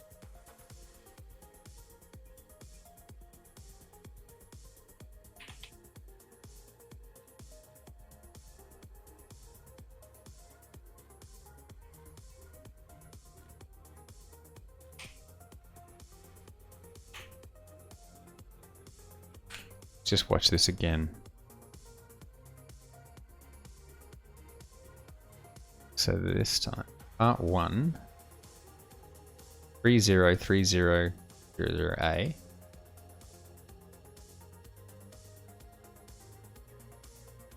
Let's do this in the same order.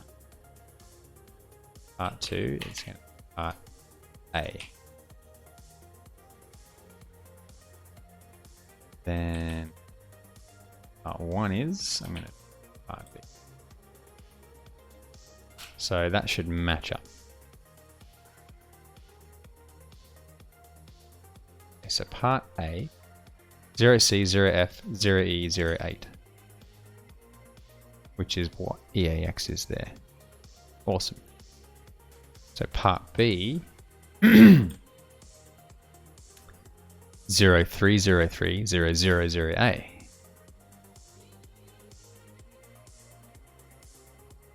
Zero three zero zero zero zero zero A.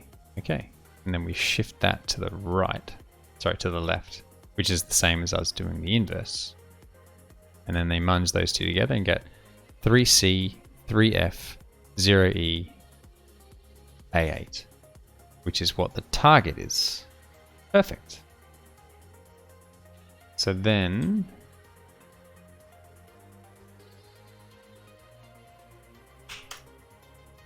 IOP. Okay, so we're doing something slightly wrong in reverse though.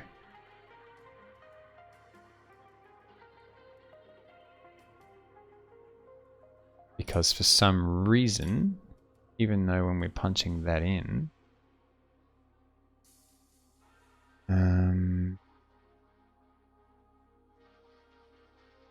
yeah, it'd be interesting to see, actually, when we get here, whether we get the checksum that we were expecting. So, what am I doing?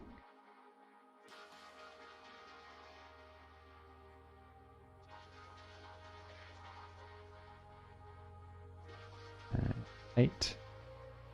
So EAX is 700205D, which is the result of things going the other way. And EDX is DBBE 9514, which is the thing we calculated. So what we need to check here, we got the right checksum, we got the right target.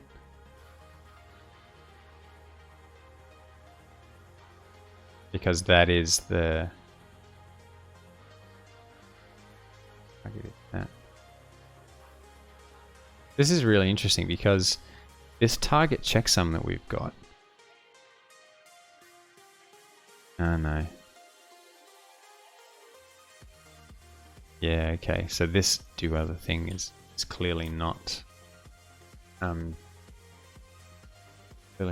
what we expect it to do. Again, we just need to validate our approach here. Yeah, part A plus equals OX. Is the second plus causing issues? So let me just quickly see. Part A. Oh, okay, there is a plus there, but that doesn't make a difference at all. I mean, they are effectively unsigned integers based on the types, so that shouldn't matter. If that's our target checksum, therein lies our problem, because our target checksum should be different to that. Our target checksum needs to be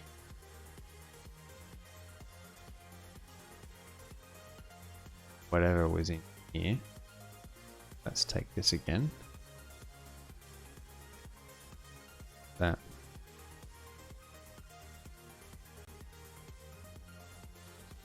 A2384706. So for some reason, when we're punching in, what are we passing in again? The calculated checksum. Yeah, we need to get that from here, and it's not doing the same thing. So when we end up at this point,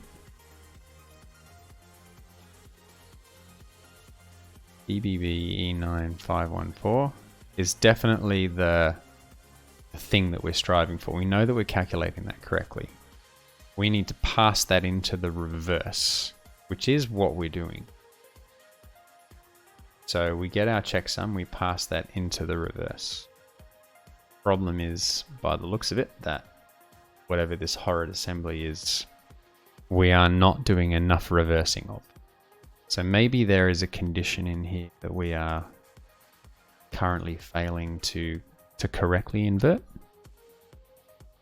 Let's go back over here just briefly, and so this is asm.txt. Let's just have a quick look to see if there's anything.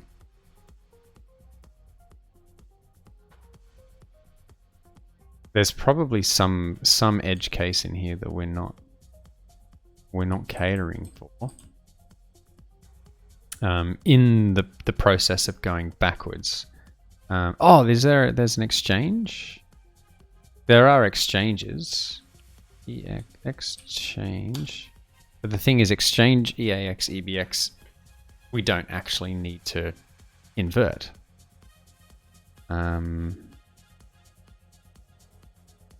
What's this? What's ADC?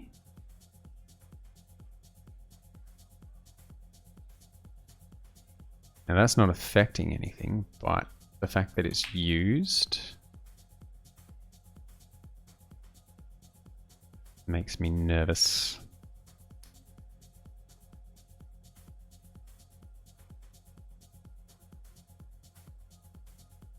So again, going down here, the first thing that we do is subtract a gate.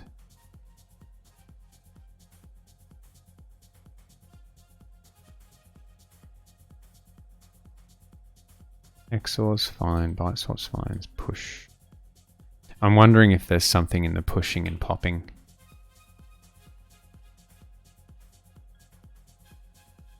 Push, pop, push, pop, push, pop, push, pop, push, pop, push, pop. Pretty much every push is followed immediately by a pop, which isn't exactly surprising. So I don't think that we're doing that incorrectly.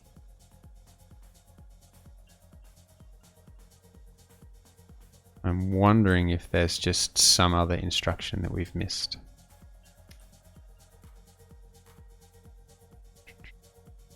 Right, so roll, rotate, XOR ADC. I don't know what RCL means. What is?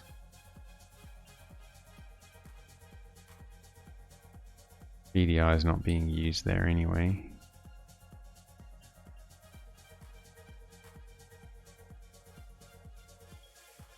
Oh, it looks like ECX is here.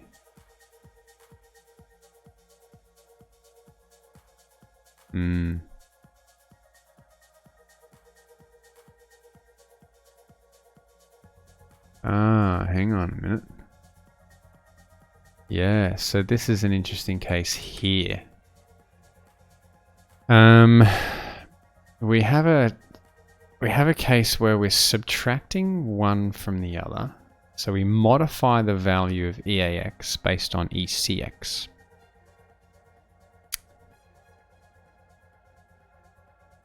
So as we're processing this, I assume that compare, see that's not doing. Rotate left ECX, add ECX, decrement ECX, sub ECX a value, increment ECX, ADC, XOR ECX, add ECX.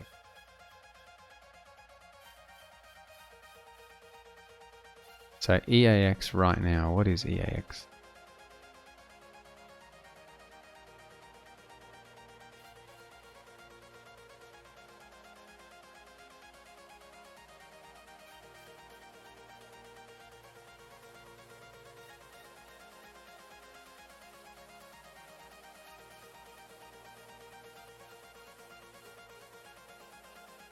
It looks like it's got an overhanging value in it. But then again, that could be meaningless.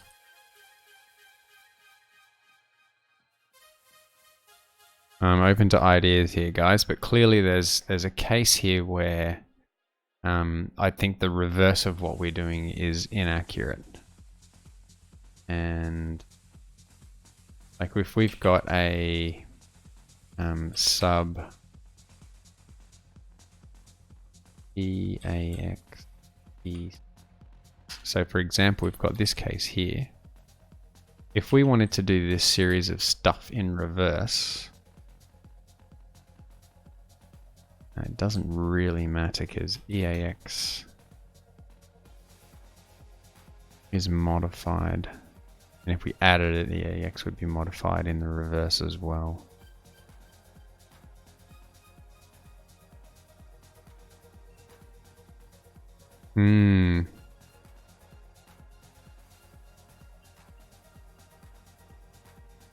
Clearly, I think it's fair to say that there's an instruction or two that we've effectively missed. And in processing this assembly, there's something that we are not doing correctly. So I think it would be good if you guys could validate my assumptions here. One assumption is that the inverse is XOR. No, it's not the version I was cutting things out of. Well, this is the full version. So, decrement and increment we've definitely swapped. No, we haven't. Ah, you even mentioned this to me.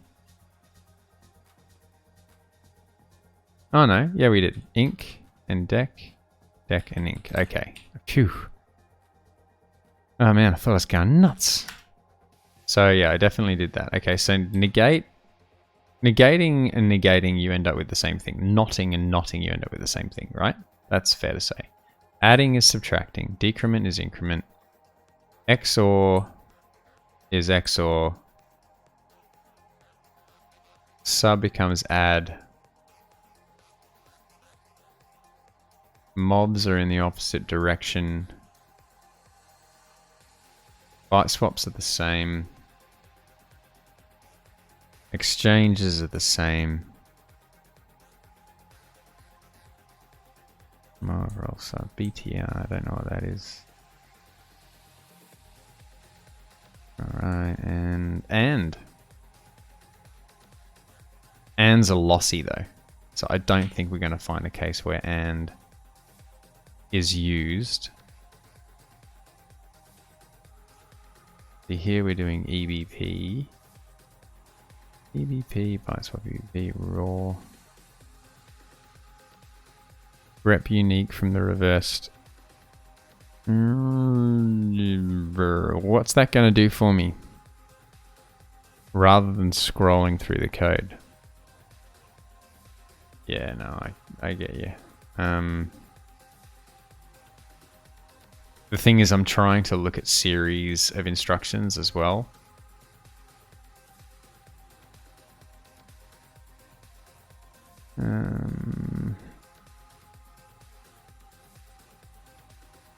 The cases where we're XORing registers together.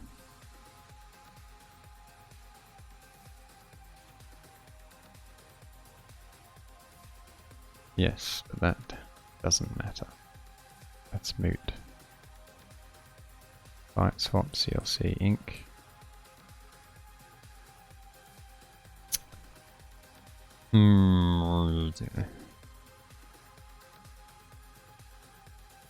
So we should, when we're looking at the output, the first thing we should see is move ESI EAX. Yep.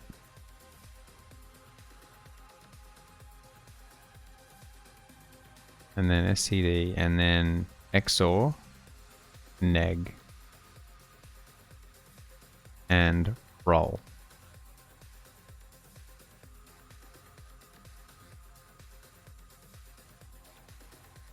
Deck not L B swap.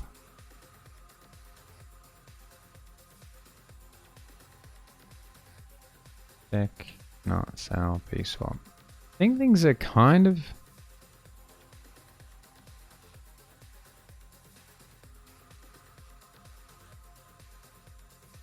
There's always a troll, isn't there?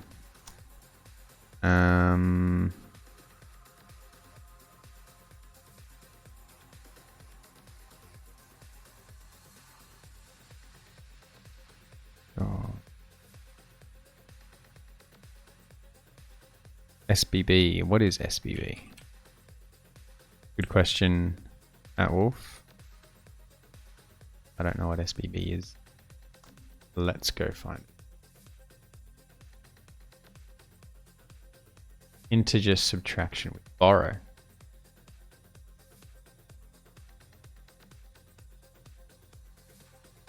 One would assume that yes.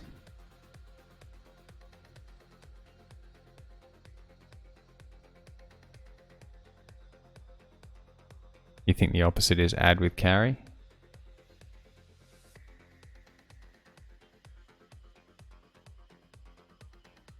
Okay. Well, let's find out. ADC, yeah. Alright, so SBB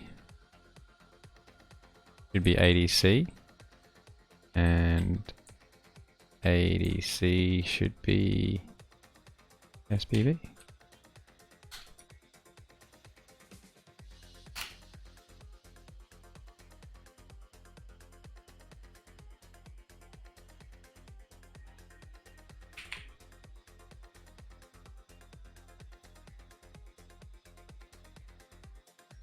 Faster to copy and paste in the pad.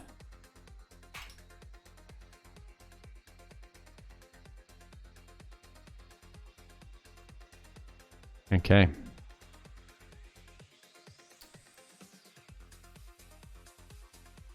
Target looks different. So we've got a different result.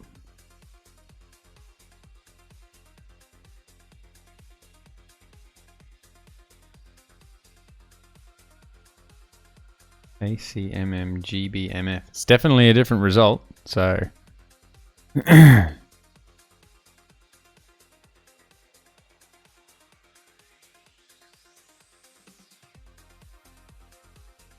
is there could be, I don't know, maybe there is like multiple solutions to this. Maybe there.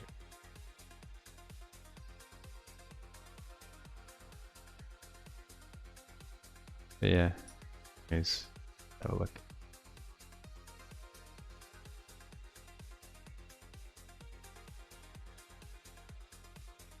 There's probably just some idempotency in there. There's 1-to-1.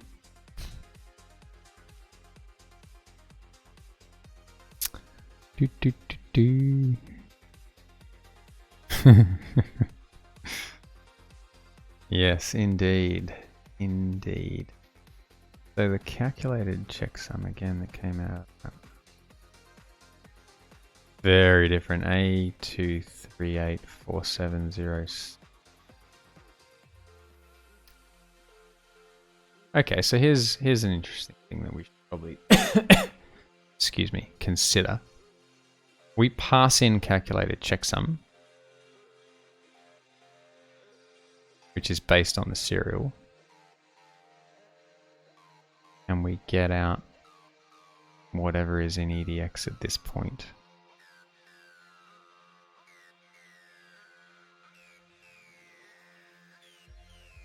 Yeah, and I should be able to just do the reverse.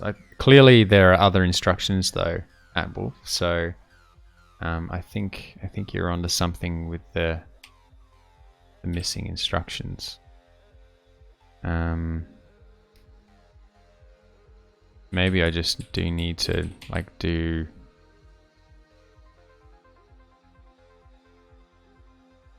do all of these, although I don't really see how they're going to make that much of a difference. Apparently needed to get super early for this one.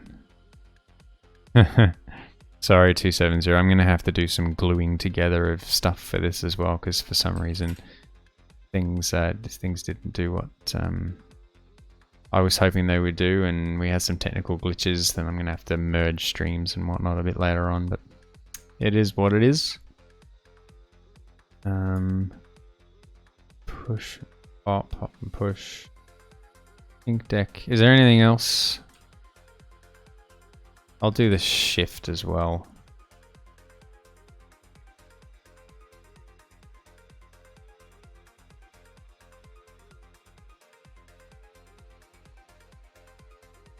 Load. Hoping that this doesn't do anything. Thanks, man. Appreciate that.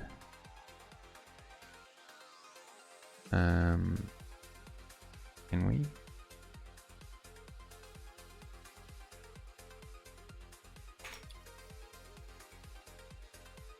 Yep. And go. Checksum's the same. Target is the same this time, so that didn't have any impact. But again, I'm not entirely surprised, given that instructions that I mucked with shouldn't have actually changed anything. At Wolf, are we sure that ADC and SBB are the inverse? We should test.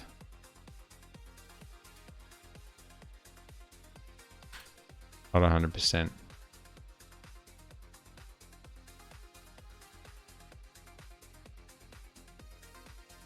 Need to understand this a little bit better. Analyze secret bar. SBB means subtract with borrow. It subtracts the source from the destination in a way that takes the carry flag into account. As such, is it equivalent to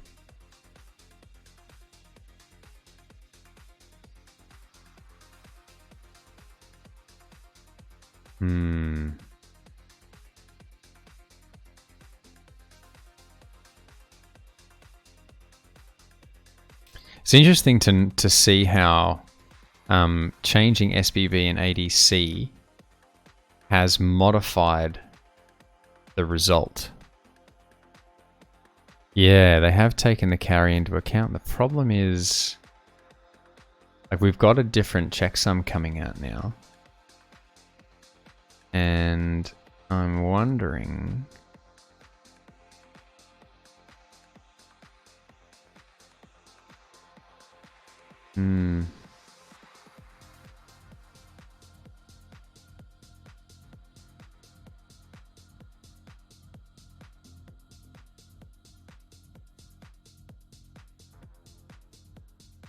Is there an SBC instruction as well?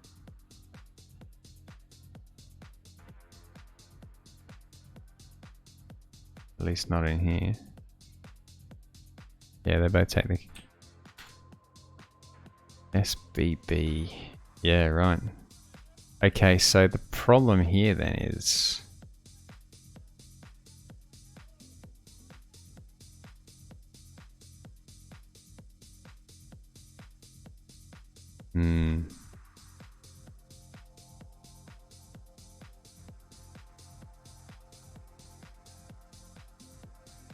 We're definitely very, very close. We've got a method, and we've definitely got the sort of overall process right. I'm pretty certain that the issue that we've got here is that there are instructions in this that we don't have the correct inverse for.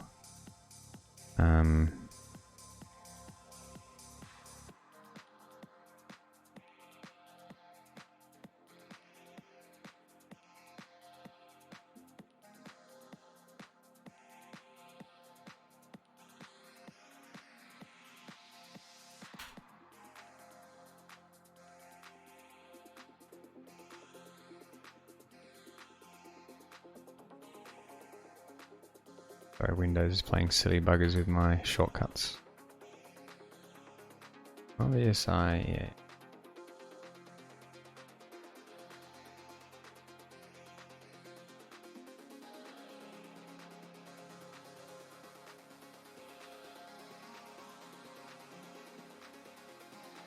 Thank you. What have we got here? I'm trying to reverse the same operation. SPV does the same as sub, but also subtracts one more if the carry flag is set. CLC clears the carry flag. But I think that somewhere within the loop it may be set in a certain... Okay, so...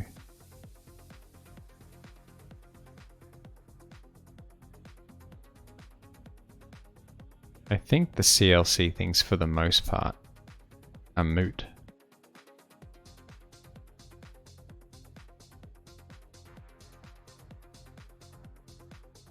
I don't think they really do anything. Hang on, what's that? No, sub doesn't worry about carry.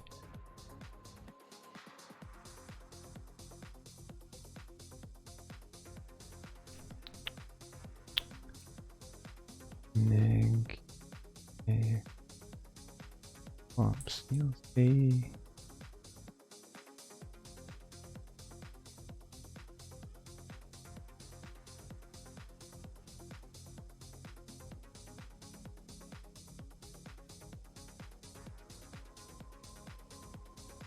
Yeah, I'm failing to see. See, the thing is, I don't think that...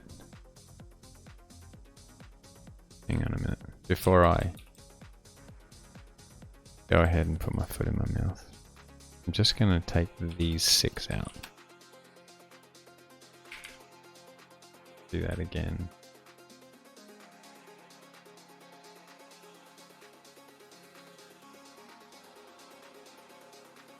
Put this back in.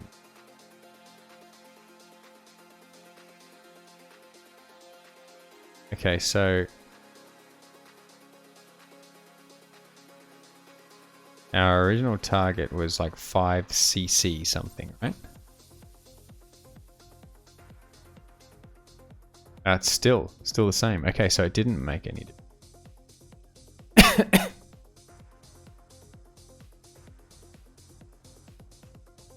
Doesn't make sense.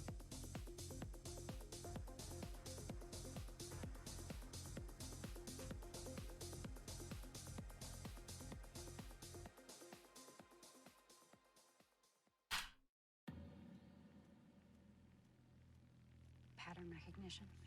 Pattern recognition. Music is just a series of altered patterns. The musician creates the pattern and makes us anticipate resolution, and holds back. Makes you wait for it. Sorry, just doing the Patterns in everything and everyone. refresh thing.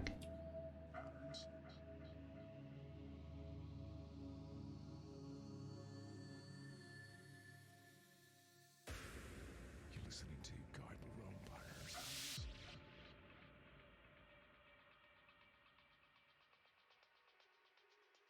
Right, okay.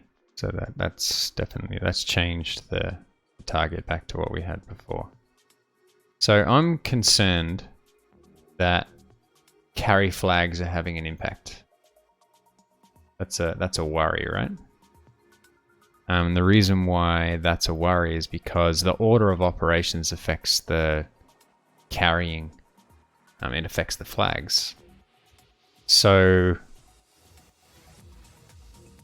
either those things are having an effect when they shouldn't be. We have to go through the process of sort of manually removing the instructions that shouldn't have any impact on what it is that we're doing, or there are other instructions that we're missing. Both are equally likely.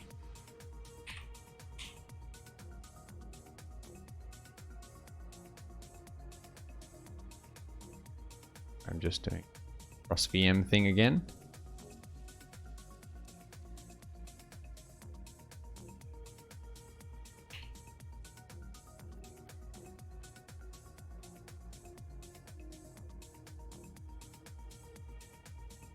And let's see. 5cc 60. Okay, so that's a pretty reasonable conclusion, I think, to make at this point, is that there are instructions that are SAR. Yep, When you change subadd, you need to reverse the parameters to account for carry flag changes. Yeah, I was pondering that too, right? But that's why I was kind of grepping through the code a little bit for, where are we? So do we do a sub of a register with another register? We do. We kind of want to do the inverse. And the inverse of a sub is an add, and we still modify the register that was previously modified.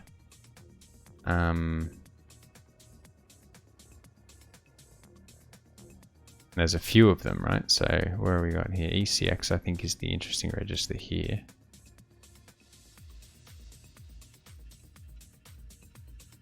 So there are cases, I think, where... See here, we actually modify EAX at this location. But then basically don't touch it. You know, until, hang on, where are we? See, that's a rotate instruction that we don't even need to be doing, because we're still mucking with ECX at this point.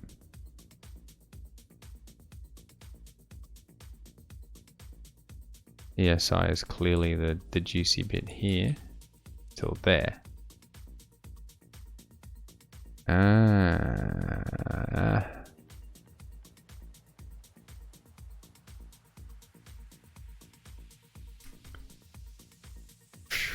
Okay, so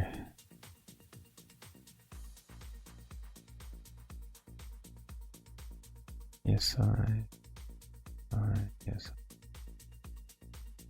ESI, XOR, and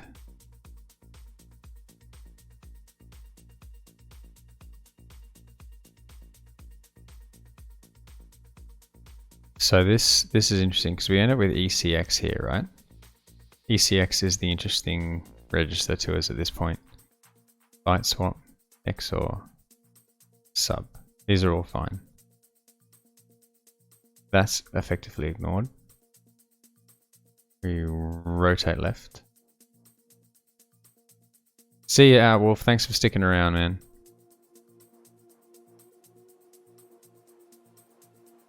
Charixy, is there somewhere to read up on your setup? At this point, no, there really isn't. I don't mind writing something up though, but the long and short is that what you're seeing on screen is VMware Workstation on a Windows 10 host. Inside that, I've got two VMs. One is a Fedora 64-bit, Fedora 28 machine, which is what you're looking at now, and the other one is Windows 10, fully patched, which is where the reverse me is running. So yeah, it's just VMware Workstation on Windows. Anyway, so we get to ECX, and then we all that with ESI. Thing is, ESI needs to be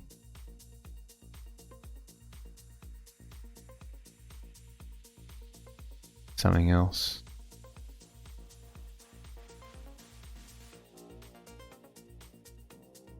I want to know what's going on here, because if ESI, at the point that we do all this other nonsense, we're going back this way, ESI is ORed with this value,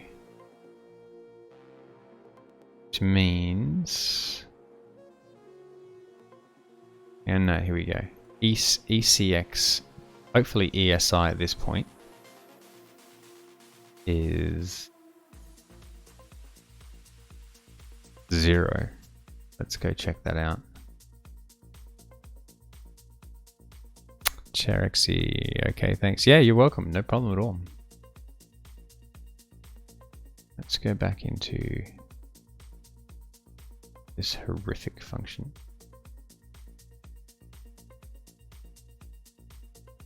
Because I want to know at what point is where ESI is ORed with ECX.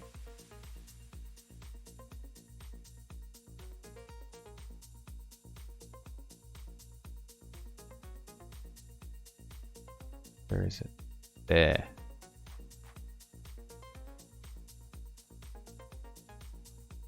Ah, okay, here we go. That's interesting. So when we AND an OR,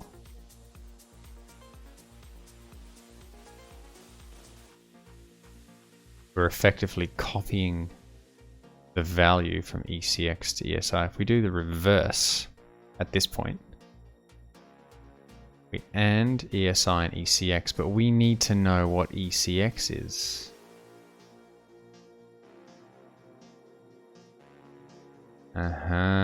We need to invert this.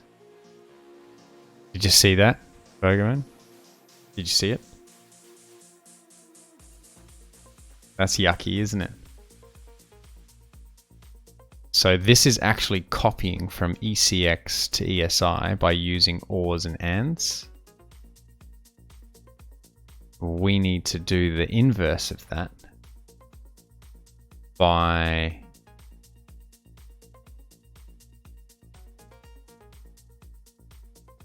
ANDing and ORing. I'm going to do another hack here.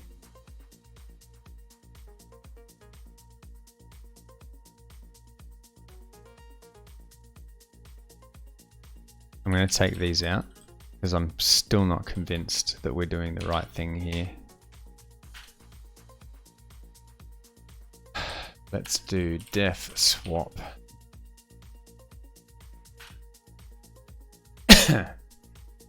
Righto, so let's copy and paste this. If we're doing the inverse of an AND, what is the inverse of an AND? I mean, chances are that if we've got an AND, that we actually mean to have an AND. You know what? I'm going to do exactly the same thing.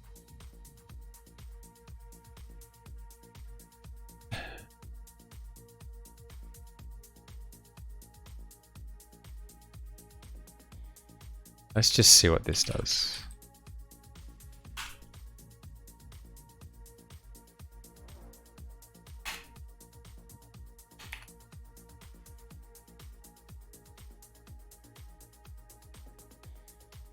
So let's just see what's going on down in this bottom region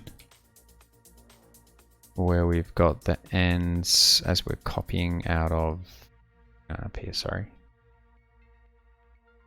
Okay, so here we go. We AND. There we go. Look at that. That's reversed it now. And ECX. So we're moving ESI. Question is, like, if we AND them at that point. Oh no, that should be okay because the OR should fill in the gaps. Okay, so that should be okay.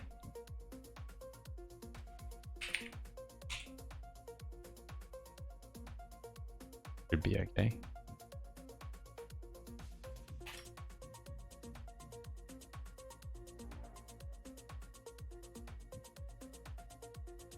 This will give us a different result.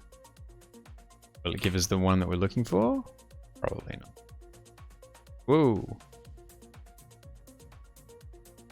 Unhandled exception access violation. Why is that? Have we forked ESP somehow?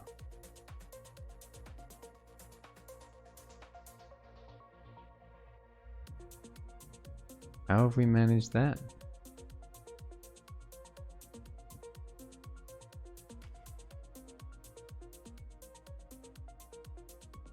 Oh, yeah, right. Okay, I know what's going on. Because there are cases,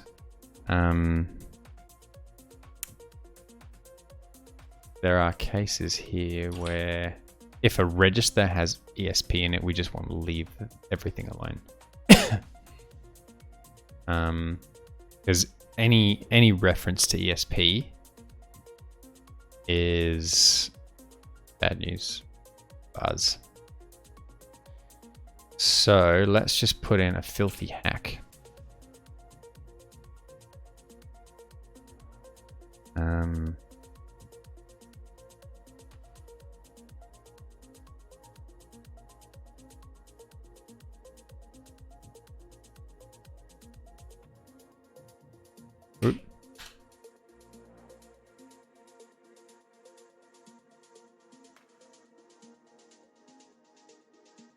How awful.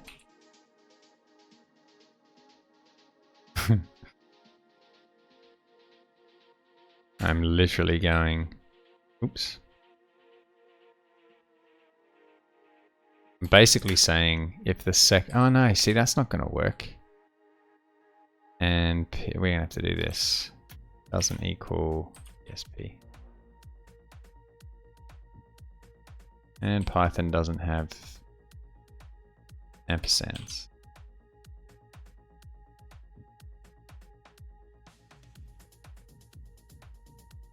We should probably, I don't think we need to check for that here.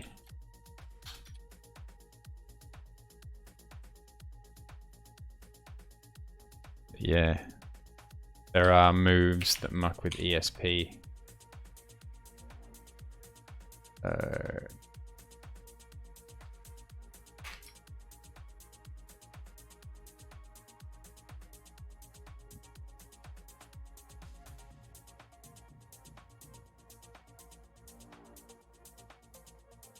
A2384706. Hang on a second.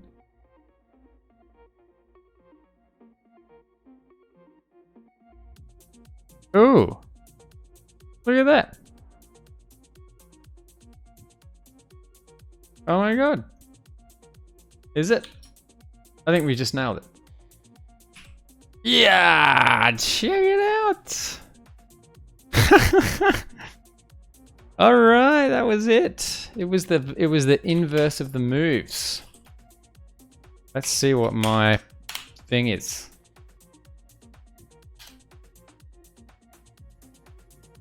Here we go. The colonial. Oh yeah! Yes! That's what we're talking about. All right, winning. That's awesome. Virtual high five. Okay, so yeah, can you believe that? Serializing. Man, you're still here. That's awesome. So that wasn't a fluke, but there was definitely, it wasn't so much the instructions that we were missing that was the problem. It was the ordering of the ands. So we had the assumption that if we have an and, we can just leave it effectively as it is. But instead we've swapped the parameters for the ands and the ors. If both the parameters are registers, and if the second register isn't ESP, because mucking with the stack obviously is bad news. But yeah, and in doing so, we can automate the process of reversing that function. So that was cool. That was cool. I enjoyed doing that. That was a bit of fun. Yeah, hat tip to Owl Wolf on the parameters. I agree. He definitely pointed us in the right direction there. It's interesting to see though that when you change or you have inverse for all of the other ones like the SBB and the ADCs and whatnot, that you actually get a different result. So yeah, interesting. But the point is that correctly reversing all of the instructions automatically and handling those edge cases for where registers are copying values from one to another using ands and ors. Yeah, that was pretty cool. I'm impressed. Yeah, and I'm happy that we got there, because I was looking at the clock going, man, it's nearly midnight and we're still not getting it. But anyway, I think that's pretty much covered it. Hey, let's just have a quick look again over our code. So we've got our this do other thing reverse is the reversal of the whole munging process, which we've now automated well enough. So all we had to do was get the checksum of the username. With that checksum, we passed that into the reversal process, and whatever value comes out, we basically pick apart, munge together with this very simple process of using each value as an offset to the characters that are based off their capitalized alphabet, and munge the strings together at that point. So yeah, that's turned out really well. That's pretty much it. I think it's fair to say that after nearly 4 hours, and me fumbling and failing and being generally terrible at very many things that we finally got there, and we have a working key generator. Now, obviously, I haven't got to the point where I'm asking for, you know, what's your username and whatnot, but that's really just it. Stealth. Wait, what was the fail? What do you mean, what was the fail? Oh, my fail? Oh, there was lots of fails, dude. That's the thing. Like, I'm fapping about and no idea in certain spots and just generally going blind. And there was the technical issue in the middle, which I'm really pissed off about, because now I'm going to have to go and glue things together, and that's going to be painful, into a single stream and get that uploaded. But, you know, it is what it is. So, look, let me hold it there and finish up and say thanks again for sticking with me. It was a bit of a long haul. And despite that most of you are still here and still watching and chiming in and offering help and all that sort of stuff, which is awesome, and I'm very grateful for it. If you have any questions, you can ping me on Twitter or send me an email or whatever. The details are all in the usual locations. Stealth with the instructions. Okay, so the one thing that was missing was, just quickly recapping, if you look at the end of, towards the end here, you can see that the value that we're interested in right now is in ECX at these points here. And then it copies from ECX to ESI by doing an OR followed by an AND. Now we were just inverting OR and AND by leaving OR and AND as they are. And clearly in the reverse location, in the reverse direction here, we AND ECX and ESI and we modify ESI. But in reverse, we actually need to modify ECX so that here ECX continues to be munged. So what we did is we added some other hacky case to say, if we're ANDing two registers together, then swap these two parameters around. Yep. So, and then we had to add another case because there are cases where you've got AND followed by ESP. So if you swap these two around, then you end up screwing with the stack and you crash your program. So we've added edge cases to not deal with ESP in that case too. So there you have it, and that was pretty much it. So, all right, ladies and gentlemen, thank you very much for your time, for your focus, for your help, for your suggestions, for the links and all the other wonderful things that you do. Thank you very much, and until next time, stay cool and all the best. Laters.